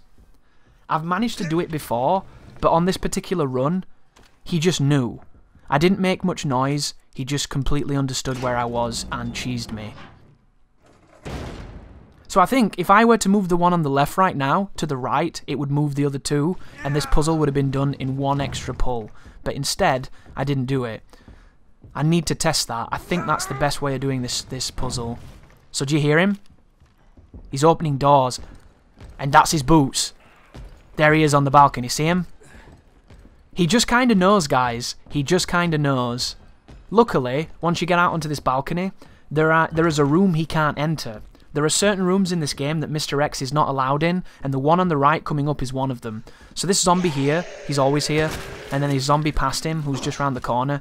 Feel free to get rid of them however you want to do. I'm just going to murk them with a shotgun. Be very careful when you're aiming for the head with the shotgun. On hardcore, the zombies have a tendency to do crazy, like, ducks and weaves and neo-dodges. They're fantastic at doing it. It's kind of bullshit. The shotgun just then tells him where I am, so he's obviously going to be on his way to me. But when you come through here, and you pick up this cog, he seems to be on this balcony anyway, even if you don't fire. And it's one of the reasons that I think that this particular action that I'm about to do is a programmed trigger for Mr. X. I did it this way to avoid the inventory space, but watch. The moment I come across here, it's all quiet, isn't it? See him? Where did he come from? Can you tell me where he came from? He didn't open a door. I couldn't hear his boots. He literally spawned in front of the door I need to go to. Why would the game do that unless it's some kind of programmed bullshit, right? The good news is, he's easy to lose in this room if you killed the zombies. If you didn't kill the zombies, you're in for a nightmare. But now that you've seen it, you can understand that this can happen, and when it happens, react accordingly. I could have dodged him on the straight if I'd have played it better, but I wanted to stay safe and get it done. And the moment you enter this room, you can't do anything. So you can do this puzzle in safety because he will never come in this room. You can even watch him walk away by the doorway if you want to. But pop the cog into the machine. That's going to lower this staircase that's going to enable us to get another cog to pop into a different machine, so then we can get that cog from that machine and pop it in another machine, and then finally we get the ability to turn the power on in the underground car park. All of this to essentially get a keycard in a cell off a guy that could have given it us if he wasn't a douchebag. Dude could have saved us some serious time. But so far it's going pretty well, right? Going pretty smooth. I hope it's helping. I hope you're learning something. I hope you're getting something from this. Maybe you don't need it. Maybe you're just watching it because you like the channel, which is sick as well. Thank you for that. But this is a tough game, guys. Do not have any trepidations towards your ability in this game. This game is a very brutal, merciless game at times. It can really come off as not very fun too. When you're getting chain grabbed by zombies, when Mr. X has been teleported in front of you, and you know it can do really bad things. But it does help if you like a horror game, you know? If you play this from the perspective of a horror game and you want to struggle and you want it to be always dire, it's superb. If you play from the perspective of mechanics and wanting to, you know, have a mastery of it and understand it and have it all make sense, it's never going to make sense like that, so you're always going to be frustrated. But if you can come to terms with how it does work, there's a lot of fun here to be had. I think the remake is exceptional. I would love DLC that changes the combat into Resident Evil 4's combat, and then I'd never play the normal version of the game again. However, that is highly unlikely. The only real hope for that, in my opinion, is from the modding community. And as it stands right now in the modding community, the only thing I really want is to be able to play as Hunk in the campaign. If I could swap Leon's skin for Hunk, I would be a happy man. But we can hear Mr. X padding around. All we need to do now is to get back. Oh, there he is. See that? See what I mean? How did he get off the balcony? Magic. Guy's a beast. It doesn't really matter though, because there is two ways I could have gone. I went this way because I was hoping to bump into him. The path I'm going to take is the path through the main hall. I could have gone back on the balcony into the attic and gone through that way to get back to where the chief's office is, and then to access the underground car park from that way. However, I didn't know the mansion that well at this moment. The mansion, I keep doing it, dude. I've been fucking psychologically terrorized by Darkside Phil's language. The police station. This is not a mansion. Jesus Christ. This is what happens when you listen to stupid. You become stupid. But yeah, you could have done this slightly faster, Chris. That's the moral of the story. But that's the moral of this run. There are so many things I could have done faster. You know, it's a miracle that I did it as fast as I did when you think about it. And that being said, I'm still immensely proud of this run. I think it was great. All considered, you know, I'm not a speedrunner. This is not how I'm comfortable playing this game. I'm not even that comfortable playing the game yet. I just wanted to try to just make the cleanest, optimized run that I could. And this was it at the moment. And it's just gonna get better from here on out, guys. But here we are, back into the concrete bunker-like walls of this zone. And we can go and do some puzzles and then get another teleportation from Mr. X. So as long as you've killed the dogs in this room, you will never be assailed again in this area. There's almost no threats at this moment. I'm going to go into the sewers to save, because I'm happy with how that went. I dodged Mr. X pretty convincingly, and hopefully you won't have to, because the game won't be as mean to you as it was to me, but it probably will be, because the game is evil. And then from here, I'm going to get rid of a few items. Whenever you're in this area, guys, you want to drop the keys, because the keys are only applicable in the police station. You generally don't use those keys in any other part of the game. So when we get to the sewers, and when we get to the underground stuff, you don't need them, they're just taking up space. I would also recommend never carrying flashbangs when you have a knife, because you shouldn't be getting touched, so you shouldn't be using defensive items. And if you can get to the end of the game without using your defensive items, you're going to have a lot of them to use against the bosses, and you're going to be in a very strong position. Which is exactly what this video is meant to do. It's meant to help you get to a stronger position. But open up the boxes, relive those younger youth days where you used to open things and get mad excited, drop a quick save. A little hint with the saves as well, guys. Always take out one ink ribbon and put the rest back. That way when you save, you don't have to continually remove ink ribbons from your inventory. I saw Darkside Phil doing that a lot. It's one of those small optimizations that's going to give you a much easier time. There's nothing worse than having to fuck with your inventory every time you reload. I had that on the final boss. The final boss kept making me swap between my grenade and my knife, and I kept doing it so often it just pissed me off, so make sure you've done everything before you save. It's the best way. And now we have this puzzle. So this puzzle is one of the easier ones for me. My brain can actually work sometimes, and this is one of those moments where it works. So that's quite encouraging, as opposed to some of the other puzzles which are going to take me a long time, but there you go. Once you do this, it's going to open up this doorway. You can now pick up the card off the guy's body. When you pick the card up, it's going to give you like a weird memo as well. You need to be careful though, because once you get the card, when you go over here, press this lever to open the door on your left, and then witness a magic trick known as X gon' give it to you. Because guess who's there? No idea how he got there. Stand in this corner. give him a wide berth, hopefully he'll do the lunge, walk past him, and then put your flashbang on. You will need a flashbang grenade for this corridor, or you'll need to get a couple of shots off and run past. Throw the flash, keep it safe, easy peasy. Once you've done that and you get through here, turn left, and then you'll trigger a cutscene with Ada, and then that will be the last you see of Mr. X for at least a couple of minutes. And now we are with Yummy Ada. The lady who has such large balls, she decided to take down Umbrella wearing a dinner party dress and carrying a rather small pistol with not very many bullets in reserve. It's an interesting choice that she made, and heels too. I can't sleep on the heels. She wanted to take down a massive mega corporation in heels. You can't buy that kind of courage. She is just something else. And I love these outside environments, but you don't really spend too long here, and there's not really much to do. One of my criticisms of the game is that there's nothing to find in these moments. I don't think I found a single thing outside. You know, I hope there is stuff to find, and I've just not seen it because I'm not clever enough to find it, but there doesn't seem to be much to loot. This is a weird animation too.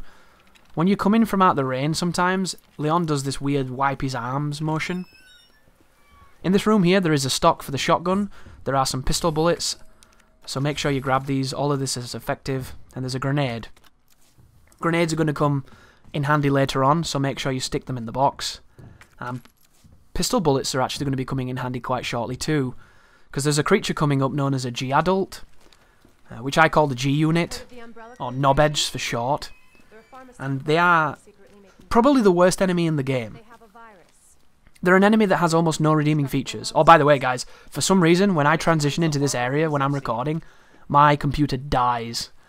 So did you see how it got really choppy and I stood still and it went away? There are moments when the engineering pipeline of all the processing and all that kind of stuff, it just maxes my CPU. The good news is I don't have any problems like that when the action starts, because then it would be a problem. But considering I'm using a 3rd generation i5 to both record and play this game at pretty decent high quality is insane, so I'm really happy that my PC can do this.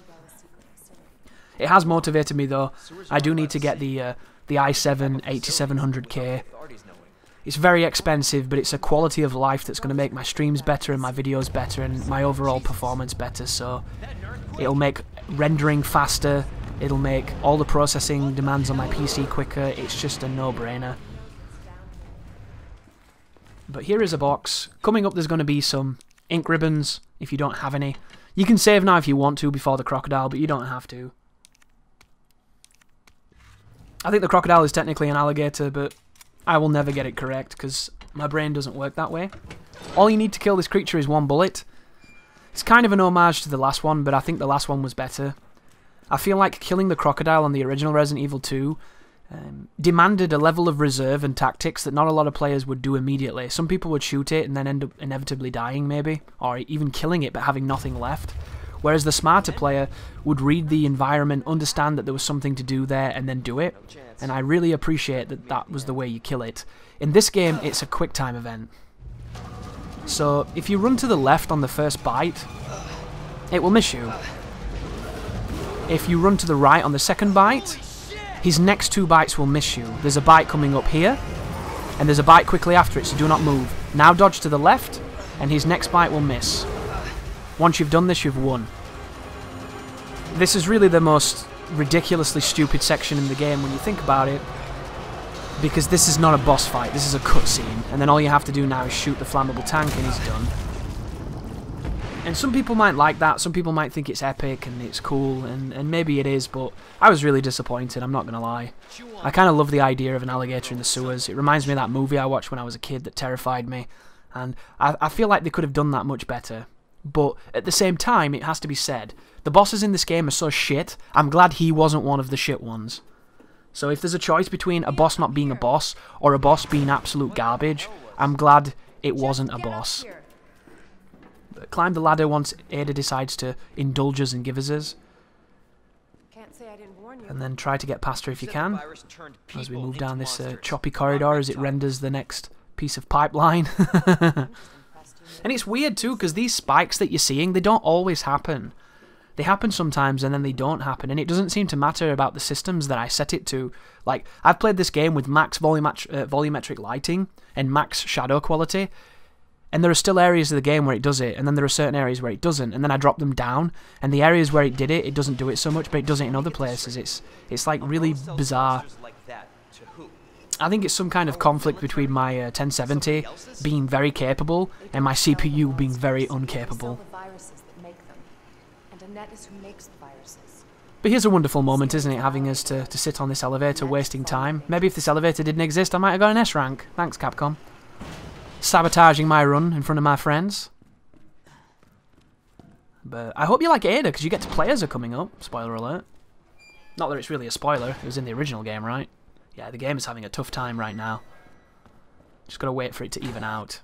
But after the cutscene, we now have the wonderfully figure-hugging dress of Ada, with the shoulder holster and the microwave emitter gun, the best gun in the game, the zapper, the quick save zapper, the Walmart price tagger, and then you have to hack things. So I actually really like this part of the game, but it's the part of the run that I'm most frustrated with, because I run past a zombie instead of killing him, and he turns up at the end and he grabs me. And I couldn't for the life of me figure out where he came from until later on, then I realised. So, in my opinion, it's probably a good idea to kneecap the zombie coming up, because if you do that, he won't give you the hassle that he does give me. Something else I would have liked as well is, when you finish the Ada segments, it'd be cool if Leon inherited her gear, because there are a couple of items you can pick up, but as it stands, I can't justify ever doing it because I don't know if there's a point. But I still do it because it's kind of how I'm programmed to play. And shout out to Ada for sprinting across this corrugated platform wearing heels when there are holes in that platform. I don't know how she did that. She is a magician. And then coming up you have one guy here who I'm going to try and kneecap. On my first run I kneecapped him in 3 bullets, but God hates me. There's a person who's going to fall from a balcony, and then there's a woman that's wandering around. If you get rid of the first guy that I didn't, you won't get grabbed here. You'll be able to get past everybody, but it just lines up ever so perfectly for that not to happen. And it was really frustrating. You do not have to do this. You can just scan the thing immediately right now and save yourself some time. In fact, I think I'm going to do that when I do my next run, because there's no real reason to do this, I don't think. Grabbing the flash grenade right now does 2 things. It gives you a safety path for Ada just in case you get grabbed, and it usually lines up the enemies so that you can run past them quite effectively. That guy has no foot, so I didn't even take his leg. Like, look how many bullets this takes. The only thing I can think of right there is that because I'm doing so well, because I've not been hurt, that the adaptive difficulty is just like, fuck this guy. We can't give him an easy leg shot, we're going to make it take 10 bullets. So, this should be the last guy and then he turns up. I have no idea where he came from. Obviously, he's the guy that I avoided at the very beginning of Ada's section. But to tell you I was pissed off, guys, is an understatement. The only problem is, to reset right now, I would go back to before I even got the key card for the car park. And I didn't want to do it, because technically I didn't get touched. I took no damage, but I just didn't feel good about it. I was really conflicted at this moment. But right now, guys, over to your right, there is going to be something that you can hack. You want to run towards it quicker than I did. And then once you hack this, you want to touch the lever. Once through this door, you want to turn around and immediately hack this again. Once you do that, it's going to access the fan that you need to do to get out of here. And you can hack the fan while moving towards it. And then once you're at the fan, you just press a button and it's a cutscene. Once you've done that, Mr. X is gone, and he doesn't bother you again. Well, for the moment. But I really like Ada's sections, because once you know what you're doing, you can glide through them. The only problem I had there was not understanding where that dude was, because in my practice run, he wasn't there. And he wasn't there because I shot him in the room. And that was the difference. I was just trying to save time, and it ended up costing me in the end. It's the little things that you only learn by doing. But continue on to the incinerator. The incinerator puzzle is another one of those moments where they force us to eat some time. I don't really like this. I think there should have been a cutscene so you could skip it, but it's just a mandatory moment. The puzzle in here is very simple, but it's intimidating. All you want to do is, see the box that I'm aiming at right now? That's the box that powers the puzzle, and then from there, it's going to power to each of these conduits. So you want to always flick back to the entrance to make sure that you're hitting the correct conduits, and then just change the valves check back to the entrance. So there's the first one. Once you've hacked this, go back to the middle of the wall, hit the valve, and then look back to the front, hack the next one, and you see on the right that yellow valve. Flick to the right, hit the valve, and then that's the final one. And then you've done it.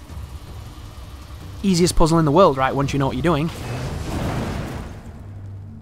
A fun one too. I like the hacking. I didn't think I would. I thought it looked stupid.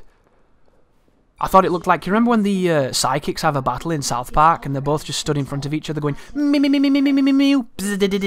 like that, and they just look like idiots? I thought it looked like that. But it turns out I really like that puzzle. I almost kind of wish there was more of it, which is very rare, because I don't like the puzzles in this game all that much, but I like that one. And now we're back as Leon, and Leon has a new outfit. Leon has the, I've been fucked up and I've took my elbow pads off, which I really like. I wonder if you can get this outfit for the full game, because short-sleeved Leon is channeling a bit of the old Fabian Barthez. I can get behind that. But dump everything into your box and then move forward. There's no conventional threats coming up outside of one of the G units and a couple zombies. So other than that, this is definitely the part of the game, in my opinion, where it kind of eases up a little bit. And if you know what you're doing, you can alleviate a lot of the problems, a lot of the stress. Compared to some of the stuff you've had to deal with, this is a much easier sequence. The problem is, it's juxtaposed with an enemy that, if it doesn't do what you want it to do, is one of the worst enemies in the game. And that is, of course, the G adult. So, how do I take them on? I streamed for about an hour and a half getting brutalized by these enemies, getting really frustrated, but it taught me some very important lessons. It taught me that if you get max distance from this enemy, it will do two things. It will try to cover distance to get closer to do something, or it will spawn its sperms. If it spawns the sperms, you can run past it without ever fear of getting grabbed, and that's what you want. That's paramount strategy. However, he doesn't always do that. If he moves towards you, he can do a massive overhead slam, and if he does that, it has a long reach, but it has really long recovery. Those are the two things you want. If you get either of those options, respond accordingly and get around the creature. And if he's in the water, and he's not spawned, so you can't get his attention, shoot him with the pistol. Shoot him with one bullet, get him to see where you are, and then watch for his animations. The trigger to see when he's going to reproduce and release the infectors, or whatever you want to call them. He opens his head and swings it to his right, and then he's going to do his, like, tentacle pawn. If you see that, you are safe to run all the way past him on his right-hand side. Hug his right-hand side, run past him, forget he exists, and that's how you get past them, guys. It works about 70% of the time. It works every time. Unfortunately, this game is really RNG based at times, and this is one of the worst areas for it. So there are times when he doesn't do the move you want, he gets really close, and then you've got nowhere else to go, and he just grabs you. If you have a defensive item, you can stop the grab and get around him, but this is one of those enemies where even if you stop the grab with a defensive item, he can chain grab you if he wants to. This is one of the most bullshit enemies in the game, and I do not blame anybody who doesn't like them, because they're not fun. There's no good reason for such a big enemy to be in such small quarters. He exists to be an asshole, and it's really unfortunate. However, I'm going to make him look like an absolute fool. And you're going to watch this and think, wow, that looks easy. And it is, when it goes right. But the problem is, guys, you have to get the right dice roll. Get the wrong dice roll, this might not work for you. And you need to be aware of that. So shoot him and watch. Watch what he does, guys. Look at him. So he's coming towards me. I'm backing up. See it? See it? That's the animation. Run. Run towards him. Run towards his right. Get past him. That's all you have to do. Did you see that? His head started to open. That's your cue. Run towards him. Hug the right-hand side. Get past him. Easy peasy. Sometimes. But that's so important for getting past that enemy. Once you know that, you will never ever have to fear what he does. The only thing you have to fear then is if the game hates you enough to screw you up.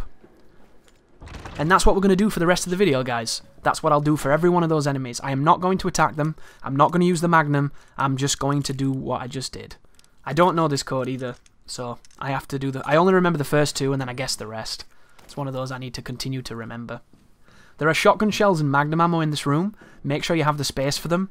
And then the next sections coming up are going to be very space intensive. You're going to have to be able to pick up 2 plugs and a flamethrower. And if you can't, you're going to be at a massive disadvantage. So, this save coming up right now is super important. It's important so you don't have to run the gambit of RNG against the stupid G units. And it's also important because you're going to be doing a lot from this save. It's not too long in the grand scheme of the game, but it's a lot of individual pieces moving at the same time. And then the second save I'm going to be doing is even longer, because before I kill Birkin 2, I'm going to be going back to the police station, getting the Magnum, getting some flamer rounds, and then getting a couple of things that I need. So there's kind of a lot happening in these next few sections, and you don't even have to do some of them, guys, so if you want to skip the Magnum, feel free to do so. Additionally, before I save, there's a chance I might mess around with some of the chess pieces to make sure I've got them in the right place, but I think they're already... I think there's not too much to mess with. But here is more time wasting by me if you're wanting to go really fast, because it's just... This is the first time I've really done it, so it's not optimized, but we're doing okay, and that's what matters. And by doing okay, I mean trying my best, and the best I could physically do at this moment in time. But I'm going to take the shotgun out because I'm going to need it to cap a couple of zombies coming up. I'm going to refrain from getting the shotgun upgrade, because if I make a mistake here, I don't want to keep opening that safe. Having to repeat simple actions like that is the easiest way to get frustrated, and I want to alleviate it, so I'm going to do it on the way back. You have to hook a left here, and come down towards the tram to get a tool that's going to open up the next area for us. So, come over here and grab this. You don't have to continue going forward if you don't want to right now. There's no reason to do that. I looked down there to see if there was anything there, and I think it's like a herb or something. There's also a zombie next to the safe who will get up, so feel free to destroy him when you have to. But there's 3 zombies here. There is a big guy on the stairs, there is a Japanese tourist at the bottom of the stairs, and then there's another big guy that gets up on your way back. Kill all 3 of those, and you will never have a problem from these guys. You might look at it as a waste of ammo. I look at it as an investment, a long-term investment. Open the door with the unskippable cutscene, which I don't understand why this is a cutscene. Makes no sense to me personally. And then here we go. This is the corridor of doom, Satan's colon. One of the worst areas on a casual run of this game. Make sure you pick that key up. Very important. There's also some magnum rounds in this sewer area. I ain't grabbing them. If you hug the left here, you will not see the spawn of the creature from the man's chest. And then here we go. This is where you have to flip your dices. So that there's 2 enemies to get past here. They're very close together. We need a good pattern.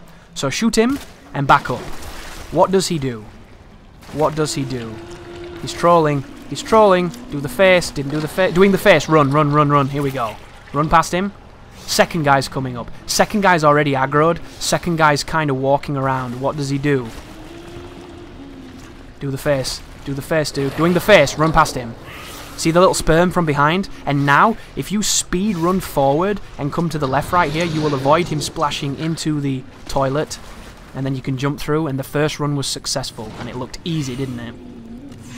Unfortunately, we have 2 more G-adults to dodge on our way back, and one of them is random, the other one is fixed. The fixed one is the easiest dodge in the game, the random one is randomly a douchebag.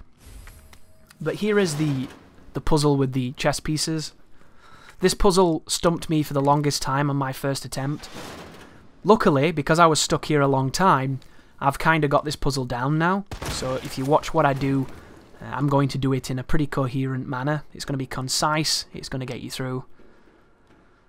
A lot of people think that this is a pretty clever puzzle. I don't really agree or disagree with it. It's kind of exactly what it is. I find the older that I get, the less patience I have for puzzles. When I was younger, I welcomed them. But nowadays, my tastes have kind of calcified into what I want from a game and what I don't want. And as much as Resident Evils are as about puzzles as they are about everything else, it's certainly the aspect of the gameplay that I can do without personally. But that's not to say that they're bad. I think as far as eclectic, ridiculous Illuminati puzzles go, I think they're pretty good ones, right? But then just go back through. grab the queen, and then we can go through here and grab the king. And this is when you need a bit of luck coming up. Luck or a lot of heals, or a lot of defensive items. So I get kind of lucky and unlucky here. He's really close to where I want to be, which is unfortunate. And he goes underwater, which is actually pretty fortunate. The problem with the submerge move is it's random. There doesn't seem to be any way to dictate where he's going to be. The only certainty is he's going to come up and stun you. I kind of just book it and hope for the best, and you should do the same. And that guy's walking this way, which is pretty scary, but he doesn't do anything. And there he is, see him? This is where things get real spooky, but I get lucky. And sometimes you need a bit of luck.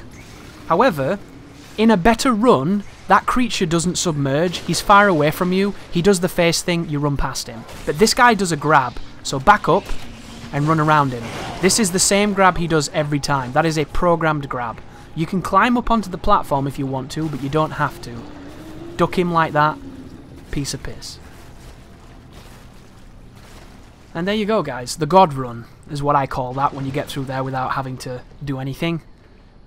It is repeatable, and there is a pattern, but it's entirely up to the game. If the game decides to do what it did at the end there, where it put it in a bad place and it submerged, you're going to have a rough time. But I'm going to pull this lever. I should pick the grenade up. If I went and picked the grenade up, it would have given me one extra grenade, because I'm actually going to forget to pick the grenade up, which is silly.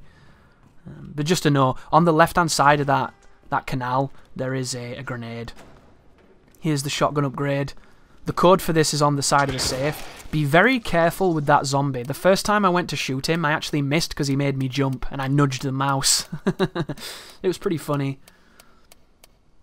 I think that one is 6 right, 2 left, and then 11 right, but luckily you can double check the side of it if you don't know, which is kind of cool.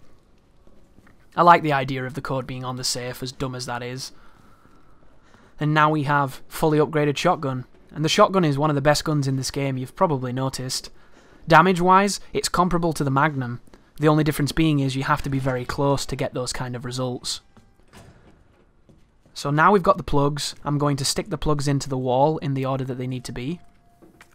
So I'm going to stick the queen there. The king goes to the left of the queen, so take out the bishop. And then the bishop goes to the left of the castle, or to the left of the rook as it's called.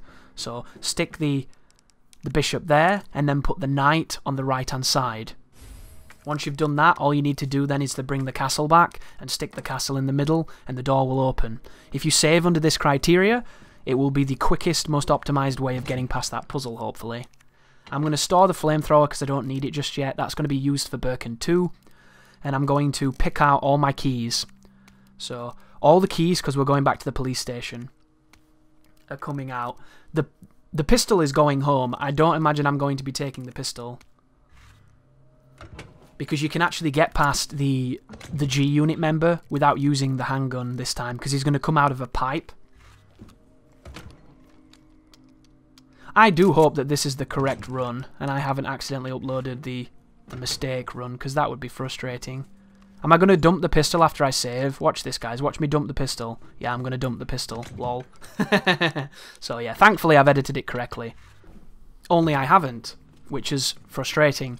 So this is Chris from the future who was commentating this run. And 5 minutes from now, there was a reset that is in the run. And I don't take damage. I just reloaded really quickly. And I've clearly edited it, but I haven't got rid of the old footage and synced it properly.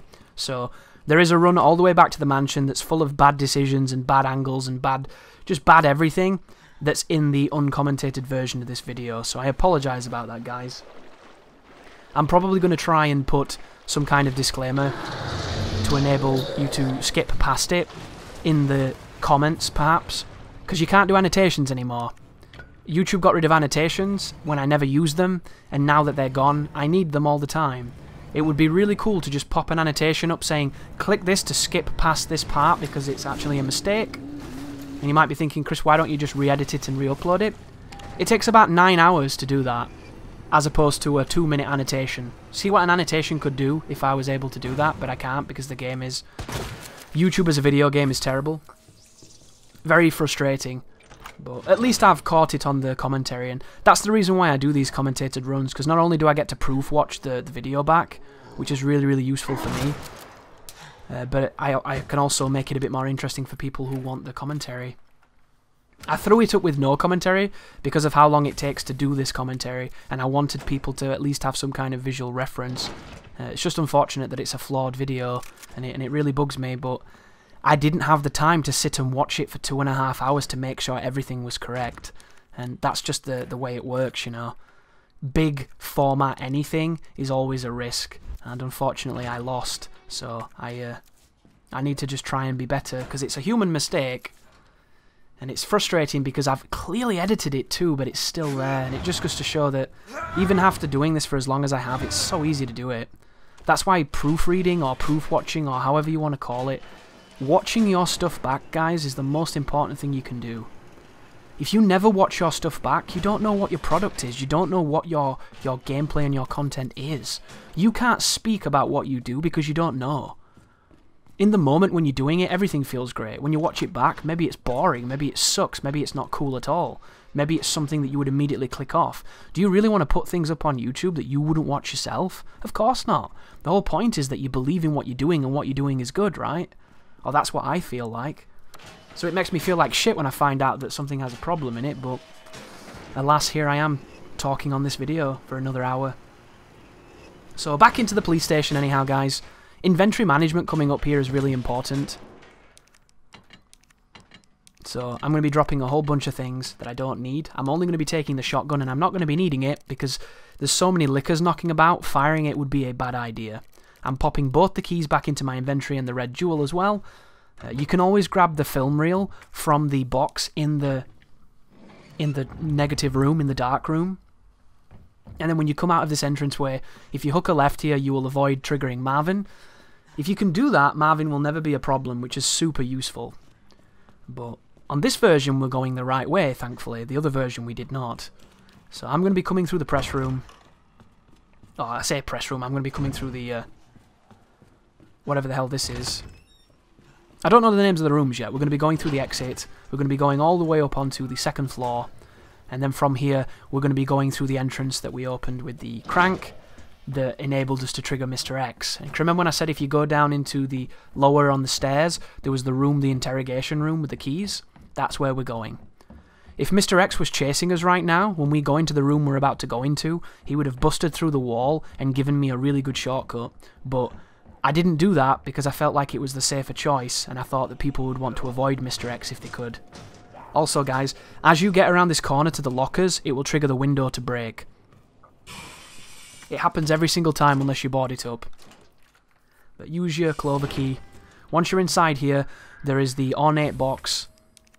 That's the thing that's going to give us the stars emblem, which is in a different location for Claire, which makes no sense to me. I find it vastly confusing. And then you can jump over the window, and in here there is an ink ribbon, and then on the table I think there might be a grenade. Oh, no, there's bullets, sorry. Every little helps though, guys. Make sure you pick up as much as you can, some more gunpowder. And then be careful coming around the next corner. Depending on how aggressive this zombie is, will depend on where he is. He's usually just on the corner. There he is. Take him out with one shot to the face. It is faster to duck the body landing on you, but sometimes it can be hard to do. And now we can use that when we go back to the stars room. So I'm going to go all the way across, back through the path that we just went on. And I'm going to be going into the stars room via the library. And the library is accessed on the opposite side, the adjacent side of this balcony.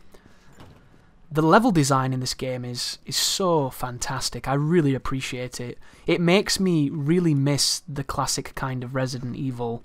And I hope that they do cover Resident Evil 3 in a remake format, because I feel like this game it's made me love Resident Evil 2 even more so than I already did.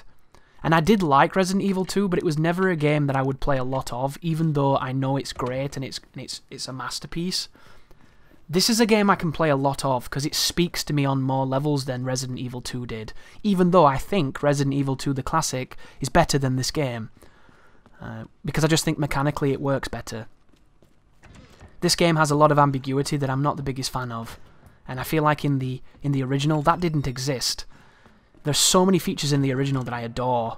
Like, why does this game not have head stomps? The head stomps were so good, dude. You could stun a zombie by shooting its leg off, and then get it to grab you, and then stamp on its head. Is there anything more quintessentially Resident Evil 2 than stamping on a fucking zombie's head wearing white sneakers? Because I don't think there is.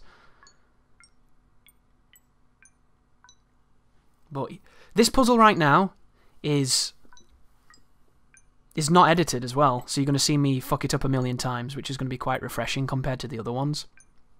So, these are random, guys. Absolutely random. I can't guarantee which one you'll get, and regardless of which one you'll get, unless you have some kind of eidetic memory, you're going to be doing what I'm doing here, which is a whole host of essential, you know, just try it until you get it. It's trial and error. It's what Darkside Phil loves to call every single gameplay mechanic ever conceived. Guitar Hero, trial and error, you know what I mean? That's just kind of how it works. So, hopefully you get a good one that you can get really quickly, save some time. The liquor in this room will always be above the stars door, but because he works immaculately and he's my friend, he's going to let me go inside without any problems. This is another reason why I really like the liquors, because I think they're fair.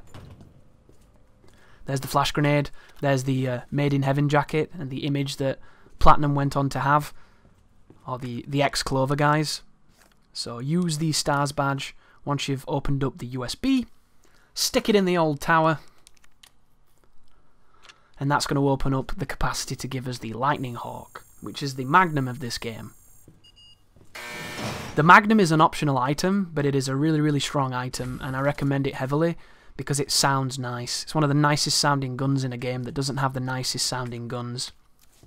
I'm hoping that sound mods will be a thing for this version of the game, because I want to take all the sound effects from Michael Mann's movie Heat and put them in this game. When I shoot a gun, I want it to sound like hell is breaking loose. I want people to shit their pants. I want it to sound amazing. But just walk outside the room. Even if he's on the roof, it doesn't matter. He's not going to give you any problems. And then when you're in this room, you're safe to run. But bear in mind, guys, there are 2 liquors knocking around outside the armory. And we're trying to get inside the armory. And that's where this becomes kind of random. So, we came back to the mansion at this point instead of doing this earlier because Mr. X won't be here. We're avoiding having a juggernaut chase us around this zone. And we're able to do the puzzles at our own leisure. There's the liquor. Did you see him? So once you go back into the safe room, you can now use the reel of film to see that there is indeed stuff to be found. And in my opinion, I think that this side quest, if you have the reel of film, it should enable you to go and get the items without having to look at it. I do not think you should have to develop it to make it trigger the items. I feel like that's kind of a bit of an oversight from the devs, because you can learn the codes and put them in and open things before you've literally learned the codes. And you do that, and that's what makes these games so cool to speedrun, right? But this is one of the things you can't. You have to get that reel and develop it to know where the things are, even if you know where they are. And I really disagree with that. So here's the first problem. There is a fucking zombie with this guy. Here's the second problem. This guy's a genius, knows where I am, and is pretending not to know where I am. Here's the third problem. I'm wasting time. So, this is kind of not good. See that? How he's programmed to run back to a certain location? This is why this mechanic doesn't work.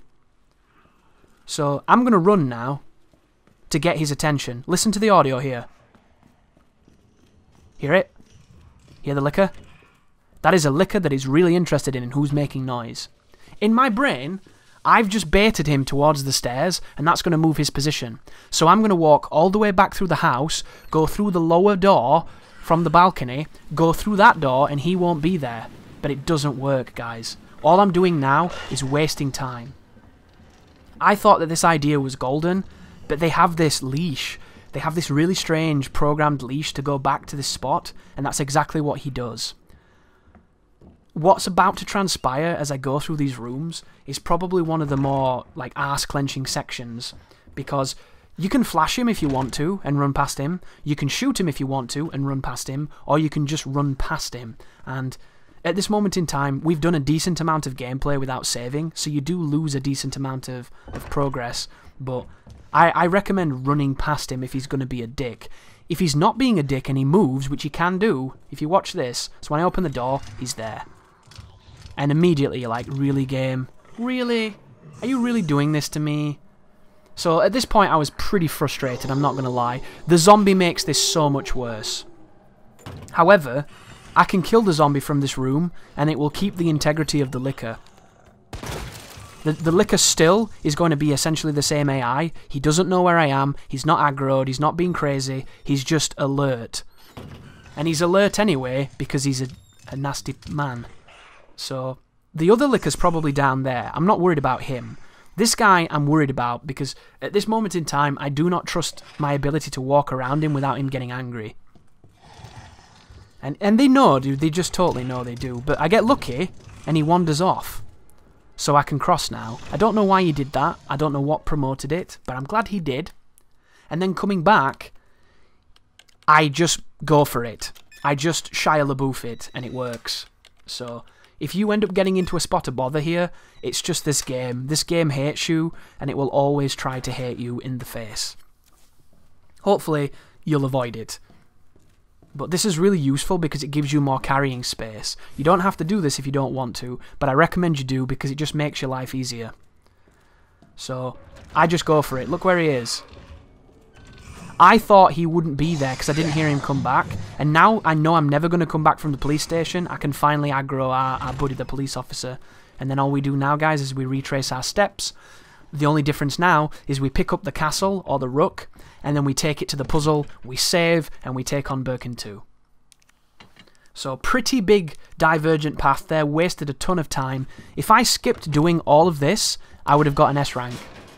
The only problem then is, I use the Magnum against Birkin 3, and it's really good against Birkin 3 for destroying his eyes. I don't think it's very good for shooting his core.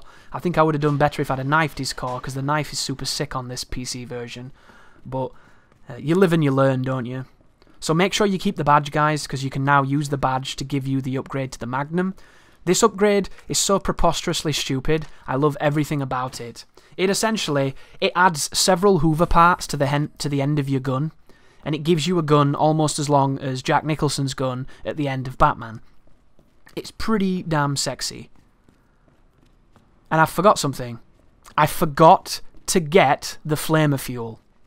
I thought this was going too well. So another detour here, another time expenditure. So the flamer fuel is in the press room. And the press room is the room that's from the demo. The room with the guy on the floor with the bullets. And now there's going to be a dude stood in that room staring through the window. For some reason, I don't really know why. It's not the worst time waste right now, but I wish I'd remembered. And I was really tempted to restart here, but I was kind of getting pissed off with my restarts, because I restarted about 4 times. And every time, guys, I didn't get hit. I didn't get hit. I didn't get hurt. It wasn't the enemies. It was me. I forgot something. I didn't do something in the right order, or I wasted time. And I wanted this to be clean and well executed. And it just kind of highlights my incapacity to be a speedrunner, pretty much. But there's the flamethrower fuel. Very important to grab that, guys. It's going to give you a lot of leeway with the flames. And the area after this is called the labs. It's called Nest. The enemies in that zone are the most weak to flame. So the flamethrower makes that entire area really easy. The labs is the easiest part of the game, in my opinion. And you wouldn't think it would be because it's the end of the game, right? We've been conditioned from a very early age of video games that games get progressively more difficult towards their conclusion. This one doesn't. This one starts really hard because there's a lot of execution you need to do. There's a couple of tricky bits in the middle. The bosses are a nightmare, but then the end of the game is really easy, and then the bosses are a nightmare again. So it's kind of topsy-turvy and all over the place. But you can watch this and learn from my mistake and definitely get the flamer fuel on your last pass. It'd be really nice if you could develop the film and then go and get the Magnum and then get the flamer fuel on that path. But when you do that, you just mess with the enemies. And the more time you spend messing with the paths of the enemies, the more opportunities you get to be killed and to be bit. But there's the rook. Which I will never call that a rook, because when my grandma taught me how to play chess when I was a kid, we called them castles. Because they're castles, goddammit. Your fancy terms. But down the elevator, all you need to do now is duck past the G-Unit man. And this is another bad one. I got real unfortunate here. Luckily, he submerges again. When this creature submerges, you get to play the gamble of, will he hit me? And if he hits me right now, everything I've just done is for naught. I wasn't even nervous. I was confident. I knew he wouldn't hit me. Do you see the G-Unit guy in that corridor who's doing his weird tongue dance? For some reason, he is obsessed with doing that tongue move. You can run all the way up to him, go to his left and get past him without him ever doing anything. I did it twice on this run. There's no reason to go that way though, it just unlocks a shortcut that I've never used once, so I don't recommend that you follow that personally. Anyhow, back to where we need to be, which is in here. I'm going to plug in the chest piece. It's going to open the door. We're going to dump all the shit we don't need, and then we're going to take out the flamethrower and the stun grenades. All you need to win this fight, guys, are flamethrower and stun grenades. I'm also going to keep the magnum, and I'm going to use 3 magnum rounds. I'm going to use 3 magnum rounds because there is a replenishment of exactly 3 rounds in the room with the boss. This boss is split into 2 phases. The first phase is a survival phase, which is not very fun and very random. The second phase is essentially a survival phase again, and it's not very fun and it's very random. So this culminates in probably the worst part of the game, in my opinion. I saw a really cool strategy by Carcinogen on this section coming up, where he looks at the roof and baits the same punch repeatedly while stepping backwards so it doesn't hit him, which I think is a fantastically smart strategy. But the strategy I'm about to show you is faster, which is the reason I'm going to do it. So the idea here, guys, is when Birkin busts his hand through the roof, he does 2 versions. He does a quick one that you can't really punish because it's too quick, and he does a long one where he wiggles it about a bit, and he's looking for some loose change. That one is the punishable one. If you shoot his hand twice with the magnum, he will come and tear the door down, and he will skip this entire sequence. If you immediately get the long dangle when he smashes his hand through the roof, you can skip the first phase immediately. However, if you do not shoot him, he will do 4 to 5 stabs with his hands, and it gets kind of awkward. But do the puzzle, then go back towards the door, and then spawn the fight. So remember, guys, 2 magnum shots will alleviate this sequence, and I recommend it. Jesus Christ! And it doesn't even make sense this moment, because when he busts through the roof, his hand will sometimes come where you think it should have come, and then at other times it'll be somewhere it could have never even been. He will preemptively read your positioning, he will actively counter hit you. He's just a fucking genius. I don't like this part. But do you see that? He's already ripping the door down. How cool is that strategy? It's the best strategy I could find, guys, so please use it. Then run past him, and this is when everything becomes a dice roll. If this boss runs down this corridor, he can beat you to the area where you drop down and actually punch you. It's the rarest thing I've seen in the game, though. He rarely ever does it, but he can if he wants to. Once you're down here, press the button, pick up the stun grenade, turn around, and then use the stun grenade. Depending on where the boss is, depending on how quick he's chased you, will depend on whether or not this works correctly. So there's the stun. Flame him a whole bunch, but don't stun him. So flame him about that much, move all the way over here, and then wait for him to come to you, and then flame him again. When he goes down, which he will inevitably because you've weakened him with fire, hit the button. Now I got you. Because of the timing on this, he's going to be real close to getting up when the cargo crate is here, so you want to flame him a little bit more to weaken him for the second phase, because every time you stun him, the next stun is easier. All you need to do if you're attacking him like I'm attacking him is hit him with a crate twice. This part here, where it gives you control after the cutscene, is the same every single time. The game puts you in a programmed position regardless of where you are, and you have the same amount of time. Do not flame this boss too much now, he goes down way too quick. You want to wait as much as you can, procrastinate, and then flame him again. That was a little bit too quick, so I can't touch the button. When you press the red button, you have about 16 to 17 seconds before the cargo crate fully reaches you. This is about to get really hairy. I was hoping I could stun him a third time, but I don't. So what ends up happening is he grabs me, but the fire gets him off me, and it backs him up, and the crate hits him. Is that not the most fortunate end to that fight you've ever seen? I couldn't believe my eyes when that happened, but very sexy. Let's hope that's the last. I actually did that fight a few times on the no damage, but some of the other results were not as good as that. So that one is a cherry-picked encounter. That was not my first victory like the other ones have been, but I thought that that one was the most impressive, so that's the reason why I kept it in. So I hope you enjoyed the strategy. Hopefully you don't have any problem with that boss. That's a boss that I have a lot of problems with. I think he's the hardest boss in the game. And it's not because he's fair or fun or well designed, it's because he's dog shit. He's white dog shit forced in every orifice in your face until you die of sepsis. But here's Ada. Here's me coming off a stream and picking up a ton of items that I'm never going to use because I don't bloody need them. And then all you need to do now, guys, is go back to your box, dump off some stuff, and then go to the tram that takes you to the end of the game. I had a few crashes in this moment as well. Have you had that crash, guys, where the game says that some kind of crazy fatal error happens, and it crashes the game, it crashes Steam, it crashes OBS? I had a few crashes on that boss. Once after the boss, and once during the boss, and it just completely killed my machine. It even killed my drivers. Like, it did a kernel error and killed my drivers. It was the most bizarre thing. But here's the cutscene. Unfortunately, you're not going to get to see Leon and Ada kiss, which is the best part of Leon's campaign. Getting a bit of the old pootie tang. Everyone in the stream's getting mad jelly over Leon getting a kiss, because it must be said, Ada looks damn beautiful in this game. She really does. Capcom did a great job. This tram is bound for Nest. But there we go. Activate the train and get your nice little ID badge.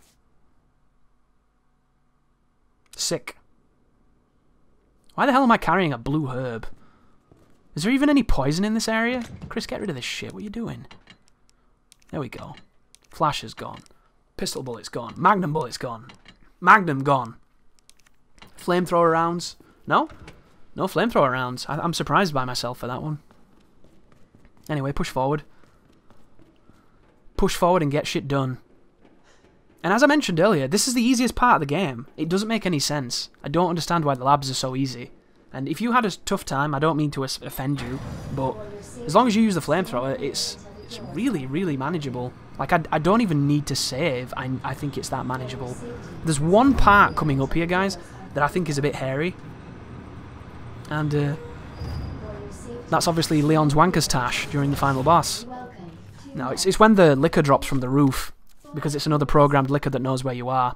But the 3 times I've passed this liquor, I've ran towards it and it's never hit me. So hopefully you'll have the same luck that I have. You might not, though. I ended up sabotaging the Godfather Dictator the other night on his stream, which was really, really unfortunate.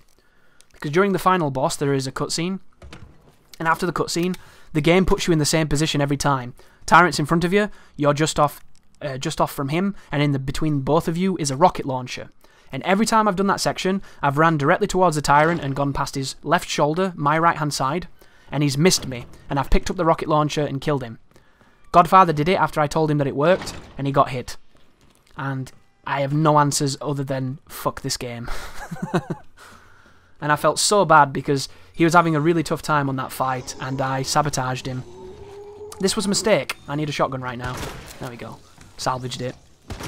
You do not have to kill these zombies, by the way, guys. You don't really have to kill any zombies if you're good enough. There's some flamer fuel to my left. Because of the nature of this room, you actually climb up a ladder, and then you go through a vent. I don't know if these zombies are smart enough to path towards you to get you on the other side of this room. I don't know if they even do that. I don't know if they have a wristband to get through the door, actually. So you could feasibly run past all of these guys, grab what you need, and never shoot a single bullet. But you know me, folks. I love shooting stuff in this game. I'm not much of a run past stuff kind of guy. I love putting pellets to brain matter. It's kind of the way I play. And hopefully this can prove to people that you don't have to be an amazing speedrunner to do this game effectively. You also don't have to duck everything. You can duck more than I'm ducking and get past a lot of stuff. Oh, by the way, guys, you remember the door bullshit grab that I mentioned? This is it. See that? Not only did he take a fucking point-blank range shotgun blast, but it's a good job my reflexes were sharp. Or I would have been grabbed then. A lesser player right then was grabbed, and it wasn't their fault. There's no reason for that zombie to be facing the door. On every other run I've done before that, he's facing away from the door. On that run, he decided to be a knobhead, and I couldn't tell you why. This game is immensely evil when it wants to be. But anyhow, push forward now that you have the level 2 keycard. And you could probably do all of this and then save. It would be a much better safety save if you want to save at all. But you don't need to.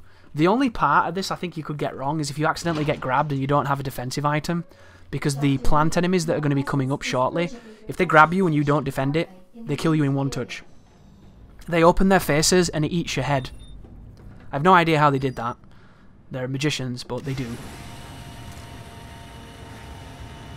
But use the console to power up the middle of this environment. I think the devs did a fantastic job on this area too. I don't remember this looking anywhere near anything like this in the original, because I'm assuming they just didn't have the technology or the scope to do it. But this place looks particularly impressive. It definitely gives me Resident Evil movie vibes though. As much as, you know, when I say Resident Evil movie vibes, I mean the first one, because let's face it, everyone after that was increasingly less Resident Evil and increasingly more Mila Jovovich kicks everybody in the face with double guns in slow motion throwing shurikens. Which is not necessarily a bad thing, but I think if you're a Resident Evil fan, you were probably disappointed outside of the delicious eye candy on screen. But feel free to store some of your goodies, guys. This is a very safe room. There's some good design in the labs as well. It's very, very concise once you have the codes. Learn the codes, kick some ass. It's a pretty cool location. But when you come through this doorway, you're going to be introduced to the new enemy. There's an enemy in the roof right now who you can attack and kill if you want to. You don't have to, but I'm going to stop him from turning up. Apparently the flamethrower does more damage when you hold the trigger. I don't really know the validity of it myself, I haven't tested it. But once this creature goes black, that means that it is all burnt up and it will die for good. If you do not do this with the flamethrower, these creatures will rekindle their weak points, much akin to the regenerator, and they will come back. If you want to just get past them and you're trying to go for speed, if you shoot them with a pistol in their weak point, you will make them flinch, and you can just run past them without being grabbed. If I were to come back and do this again, I would have been able to save 6 minutes of not doing this probably, because it takes a decent amount of time to slowly burn these creatures. And it does add up. Every little piece adds up. But once you come into this area, come over here, pick up the ampoule that you're going to need to fill with the toxin to get rid of Poison Ivy's, whatever that is, her layer, her lady loins, I don't know what you would call it. And then there are 2 codes you're going to have to memorize here, guys, and input. And I don't do this perfectly, because my memory's not great. But I get there in the end. So the first one is that. So that was pretty quick, thankfully. And then the second one is that one, that one, that one, then that one. Boom. Those are the 2 codes you need to memorize, guys. Not the easiest thing to do if you've got a brain like mine, but you can do it.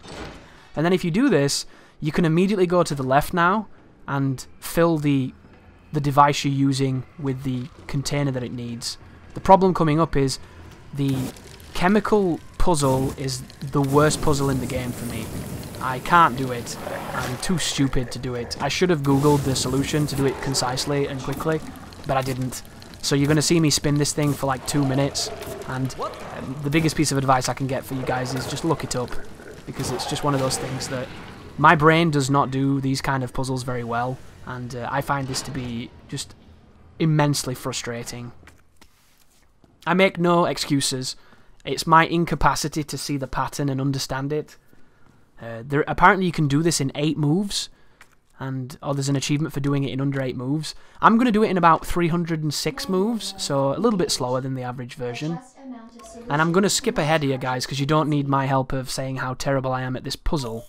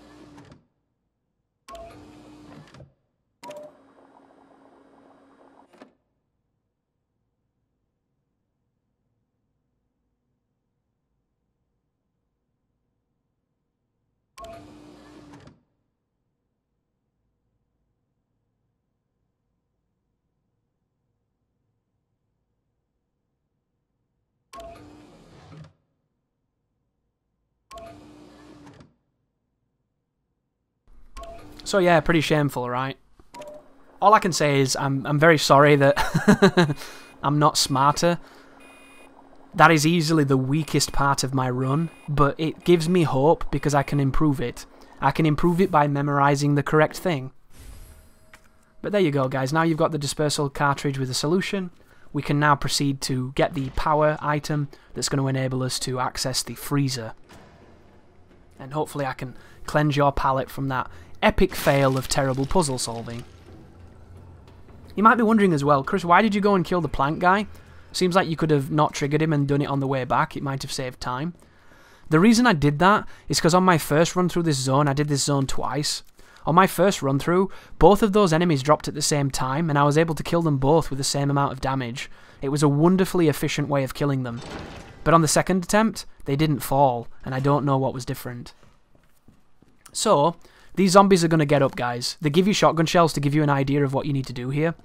You want to get rid of every single one of them.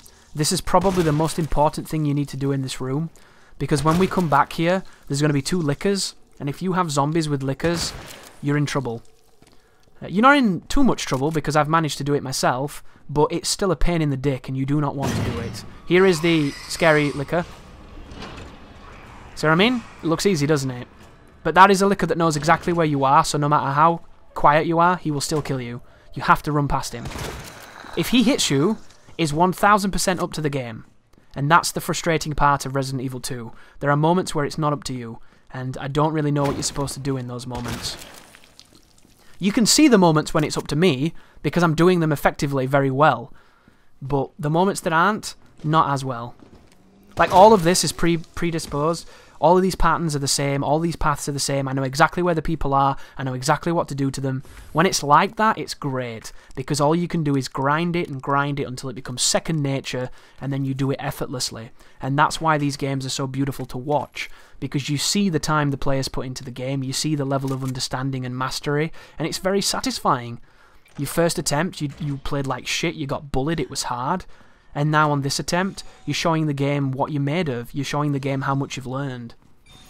And right now, this is another detour I could have avoided, but I'm doing it because it can help you. So, the power outlet that we got just then in that room past the liquor is going to enable us to go all the way back to the room where we got nearly grabbed by the soldier zombie.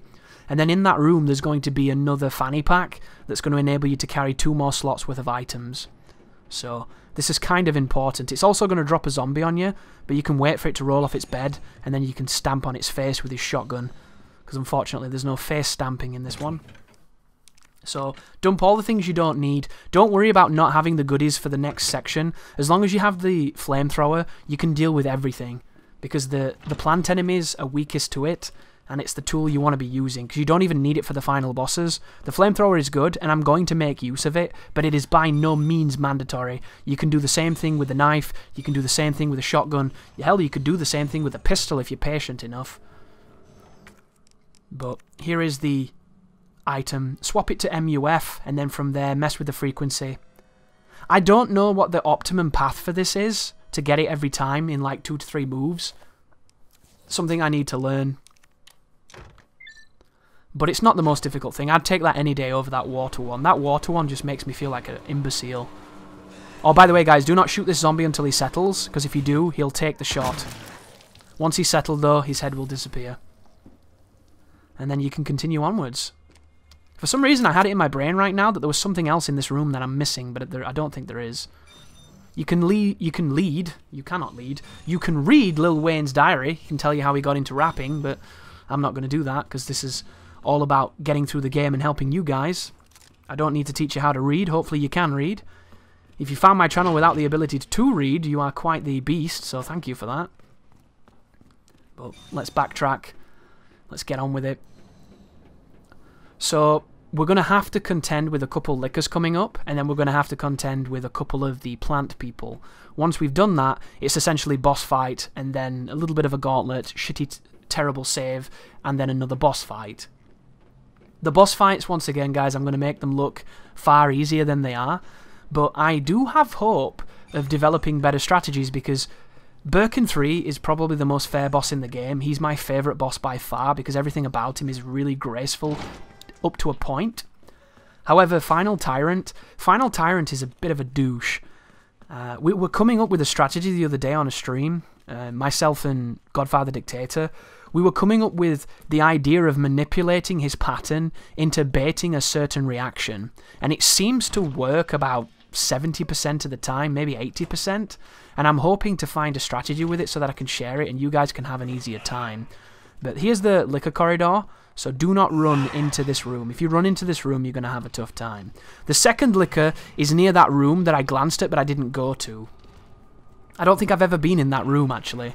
It could have the best gun in the game in it, but I've never been in it because at this point, I'm already comfortable with my resources and I can already kill and deal with anything that the game throws at me. Coming back from this particular panel can be awkward because the liquor sometimes has a tendency to move in rocksteady with you, and he blocks you perfectly. So what you want to try and get him to do is you want to get him to come towards you, and you want to put one of these breakfast tables between you and him. You want to stick one of the tables between each of you, and you want to do the whole ring around the car when you played TIG as a kid, or tag, depending on your country. So walk towards him, get him to come towards you. You can be aggressive here as well. You don't have to be as passive as me, but you know, whenever you're doing a run and you haven't saved in a while, you do get quite nervous when things don't go as you want them to. This is all random right now. This is kind of RNG. All I'm trying to do is make him move towards me, and he's doing none of it. There it was. I think that's going to make him move. Yeah, here we go. And then all I do... And look at him. See him then? He knew. Motherfucker knew. He knew I wanted to bait him down there so I could walk past him. Piece of piss. We're past him. Easy peasy. Then the only thing now is when you come out of this room, if the game hates you, it'll put the liquor bang in front of you and you'll have another one of these awkward moments of getting past him. If the game's okay, you should be fine. You can run in this room, technically. I'm going to walk though because I don't want to mess up. I'm also going to cap this zombie just in case. She might never get up. She might be a peaceful sleeping zombie that never hurt a soul.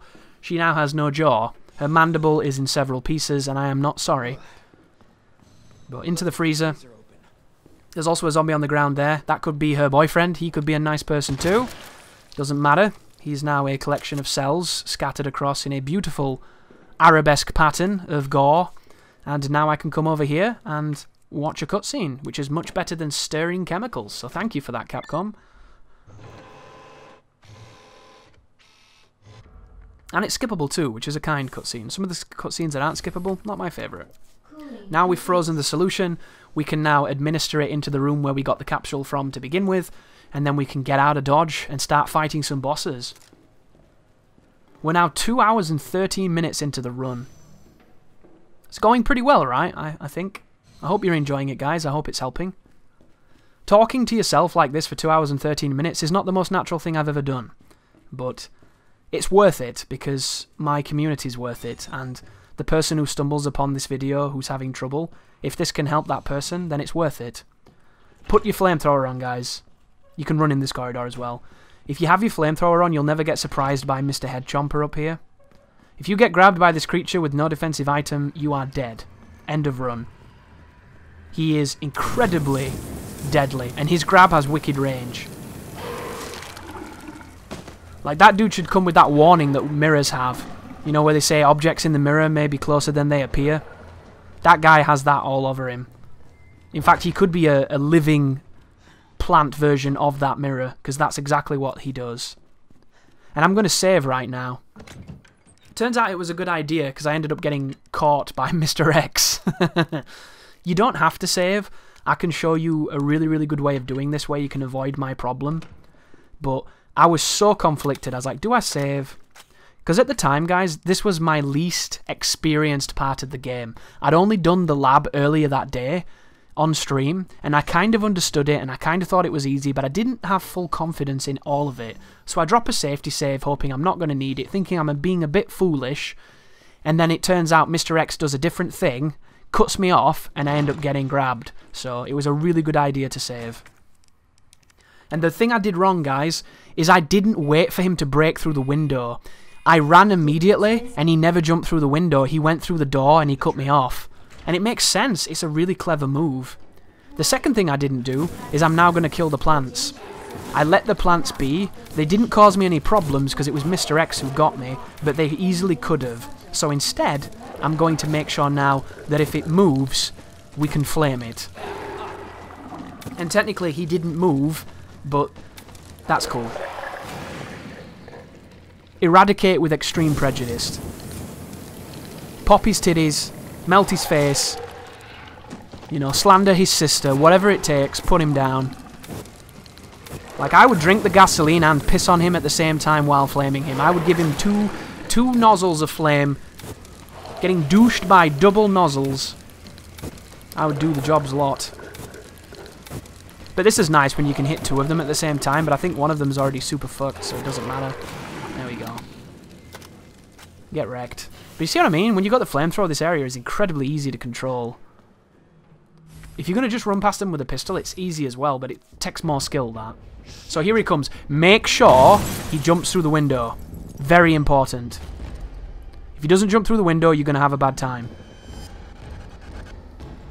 And then all you need to do is backtrack all the way to the area where the elevators were. So just go backwards. Go backwards through this zone. Mr. X is going to chase you, but this is not our first rodeo. He's chased us most of the game. I didn't think he'd chase you on Leon's A campaign. I thought the B campaign would be full of Mr. X. There's a part of me that wishes he didn't chase you. I missed the door just then because I was really unexperienced with this section and it blends in. But once you're at this point, you can't even hear him. So, as soon as you get to this sequence, you've pretty much done the lab. The rest of it now is exposition, it's cutscenes, and it's boss fights, baby. So bring your Magnum, bring your big boy shoes, get your gamer rug and your gamer socks, sit in your RX racing chair, you know, with your gunner glasses on and your scuff controller. You're gonna be unstoppable, guys. Nobody can stop you right now. Exciting though, isn't it? There's definitely an excitement when you're not saving a lot, because everything is at stake. And I can there's a part of me that can kind of understand why people like it, but I still don't like it. I've tried really hard with this game to break my own philosophies, to try and make me a better person as a gamer. Because I would love, by restricting my saves with this game, I would love to feel different about checkpoints when I come across bad ones in games. I would love for it to give me more patience and make me just better as a human being. But I just don't think it will. And it stems from probably just simple biology. I am a sprinter. I've always been a sprinter. I don't do marathons. It's two different skills, you know. I'm all about that speed boost. I'm all about that ridiculous pace for about 10 seconds, and then I'm done. I can't do slow and steady for a long period of time. It's just not in my vocabulary. But keep on pushing through, guys. You're almost there now. This is the room that you're going to fight the boss in. The room has a surprisingly large amount of resources. It has a grenade, it has a knife, it has pistol bullets, it probably has magnum rounds, it has all kinds of healing items. Like, you can make a lot of mistakes on the coming fight and still win. One of the best things about the fight, I think personally, is because Birkin is so obsessed with picking up the objects in the room and throwing them, it gives you a massive opportunity to deal damage to him. And if you choose the right tools and shoot the right places, you can really alleviate the threat of this boss coming up. But before you save, make sure you have all the right things on. I am going to literally look like Arnold Schwarzenegger in Commando. I'm going to have guns hanging off every part of my body. I'm piercing my nipples to hang guns off them. Everything is going to be armed to the teeth. So, flamethrowers going in, grenades are going in, magnums going in, knife is going in. Everything. Arseless chaps, throw it in. I don't think I'm going to be using flashes or too many grenades because I want to save them. But I'm definitely going to be sticking a lot of things in if I can. We're going to be using that Mary Poppins tech. We're going to be carrying so much shit. I also have a lot of gunpowder. Look at how much gunpowder I didn't use. I saved so much gunpowder. It's kind of nuts. The contemplation right now. You can tell I got this on a first attempt, can't you guys? Because if I'd have done it more than once, I'd have known exactly what I was going to take with me. Go on, Chris. Take the blue herb that you randomly had in your inventory for no reason. The blue herb will save you. The blue herb of justice. Oh, look at this stupid gun, dude. Look how stupid that gun is. Make sure you reload your weapons as well. Reload all of your weapons, guys. And then make your save, and let's do this. Leon versus Birkin 3. On guard.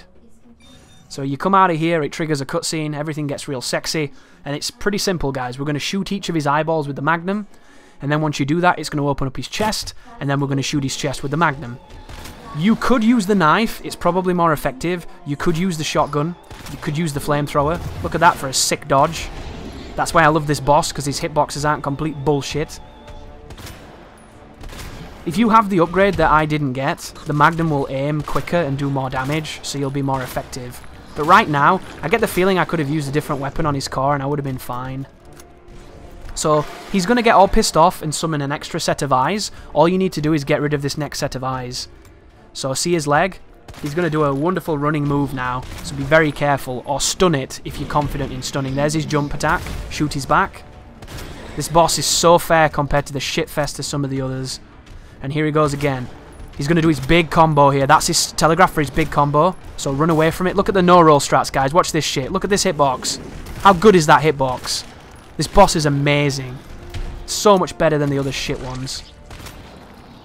I should be using the knife. I'm going to try and use a knife I don't have here. Look at this. Chuck a grenade. Why did I chuck a grenade? I'm so stupid. But throw my nades. And now he's going to go and pick up something. So I'm going to hit him with a flamethrower. And if you stand all the way over here to the left, he cannot hit you with this. So you can flame him while he's doing it. The frame rate starts to tank here, guys, because I'm recording, so just bear in mind. He also swings, so step back a little bit if you can. Watch his swing. There it was.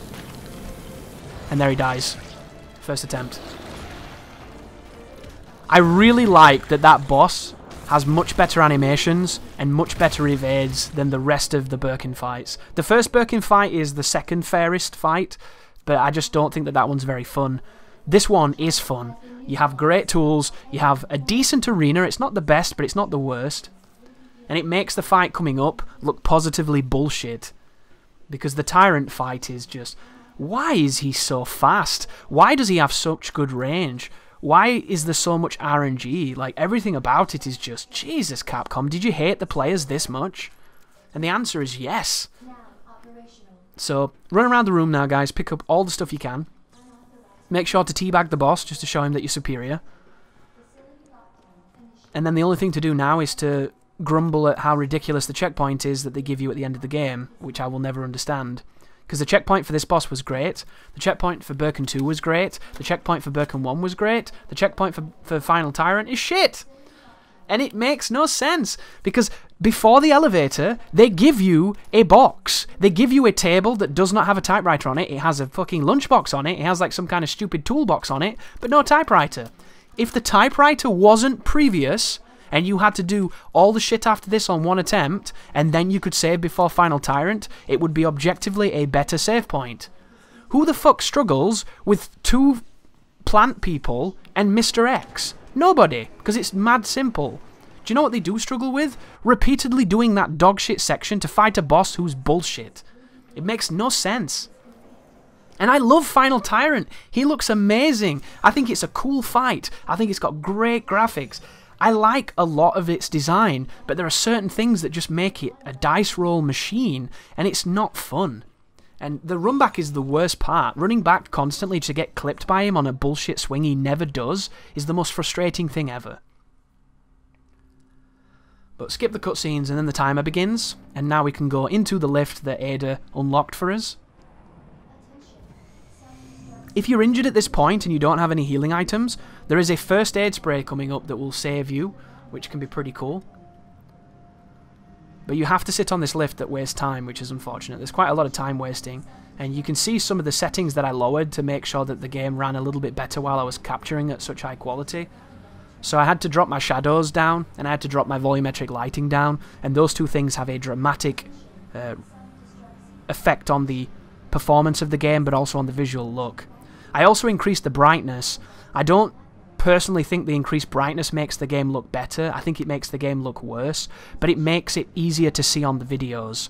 One of the problems that I had with the standard settings I was using that the game recommended is that it was difficult to see some dark sections. And what's the point in recording something if you guys can't see it, you know? So I tweaked it because it makes the game a little bit more responsive. There's a knife on that shelf, by the way, if you want it. I can't pick it up, but I wanted to show it was there just in case you needed it. And here is the final save point of the game. So I recommend, unless you're going to use the knife, taking it off. You shouldn't get grabbed by the creatures. If you do, if you set them on fire, they'll probably burn before they get a chance to kill you. What I am going to be taking out here, guys, is grenades. If you have a lot of flash grenades and a lot of hand grenades, you can stun this boss a ton. The grenades will always seemingly stun him. The only time Final Tyrant doesn't get stunned is if you attack him with a stunning move while he's in a stunned state. If he's flinching and you throw a grenade, his flinch animation will eat the grenade and he'll be fine. You have to wait for him to come out of it to go back to a neutral state and then hit him again. And all you need to do, guys, is survive for 2 minutes. That's all you need to do. As long as you stun him and survive for 2 minutes, Ada will throw you the rocket launcher and you can end the fight. You can literally stun him once and then run away from him for the full fight and you will still win. You don't have to shoot him. You don't need the Magnum. You don't really need anything. I just recommend grenades are really, really effective. And I recommend luck. Lots of luck. If you can carry a whole bunch of luck, maybe a rabbit's foot, maybe some clovers, maybe a lucky uncle. I don't know. I don't judge. Anything you can grab that makes you lucky, do it. Wear a lucky hat, wear your lucky pants, punch your lucky dad. I don't know. Just do it. Because this fight coming up can take 1 attempt or it can take 5 hours, because it's a pain in the ass. And 5 hours is an exaggeration, but it wouldn't surprise me. This is the kind of fight that can go really long for no good reason other than because the game will not give you a good pattern. So Tyrant drops here. You can shoot him in the face a few times and run past him if you want to. It's 1 shot from the Magnum to stun him. I'm just going to bait him backwards and run past him. I'm not in a big rush. You have to repeat this so many times. You're already brain dead by the time you do it. Ignore that zombie. He doesn't need your help. No one can help him. And then once you go through here, there's going to be a cutscene. And then after the cutscene, you want to run to the right. So run to the right and then question Capcom for why the fuck they didn't put a save point here. Why didn't they put a save point here? This is the perfect place for a save point. I will never forgive them for what they have done. Once you plug the plug-in, the fight will begin though. So the Tyrant is going to scream like the Predator, and you can run up to him and stun him. You don't have to, because this is not about damage, this fight. So instead, I'm going to wait for him to come out of it, and I'm going to throw a grenade. And then I'm going to wait for him to come out of the stun. I didn't wait long enough just then, that's why he didn't get stunned. And I'm going to throw another grenade. I'm going to use those grenades to waste time and to see what he's doing. And then from this point onwards, I'm going to hug the corners of the arena baiting these attacks. This is a 3-hit combo. You can turn around and shoot him. There's the jump. Did you hear the growl? Whenever he growls, it means he's going to do the jump. See how that was nowhere near me and I still got stunned by it? That's the kind of bullshit you're dealing with right now. There's a lot of luck involved in this, guys. Here's me throwing flash grenades. There's the jump again. He growled again. The growl will always signify a jumping attack. And now I'm just going to avoid him. You might be wondering, Chris, why aren't you looking at the Tyrant? It's because I don't have the mouse space to actually do that on this sensitivity, so it makes it really awkward. There's the growl, there's the jump. Shoot him a couple times if you want to, and then immediately walk away, bait the attack, turn around, see what he's doing. That piece of debris says this is the final part of the fight. All we need to do now is duck his moves and stop his grabs. So he's going to scream, and he's going to do his 1-hit kill move. When he does that, you can stop it with anything as long as you shoot him in the heart. Any gun you choose will stop him. Even the knife will stop him. So I use all my ammunition, and he's still walking towards me. I hug the wall, I bait the combo, there's the cutscene, and right now is where Godfather Dictator got trolled, and I didn't. See that? Works every time. Only it doesn't. Put the rocket launcher on, miss the first shot, because logic and science don't really make any sense in Capcom games. Hit him twice, and you've won. Everything I showed you then, guys, will work and is effective, but if it doesn't, you got fucked. And the game loves putting its penis in places it shouldn't put it. And I have no solution to that, guys, because the game is just that kind of game. But use the rocket launcher on the guys in the doorway, feel like Matrix in Commando, and then here's the result screen. Leon S. Kennedy, hardcore, 2 hours 36:24, 12 saves, A rank, 6 minutes over what I wanted, which could easily be cut down, no damage. Thank you so much for watching, guys. I hope this run helps. I'm going to be doing many more, including Claire's, and it's just going to get better from here on out. So thank you all for being here, thank you all for the support, and you take care now.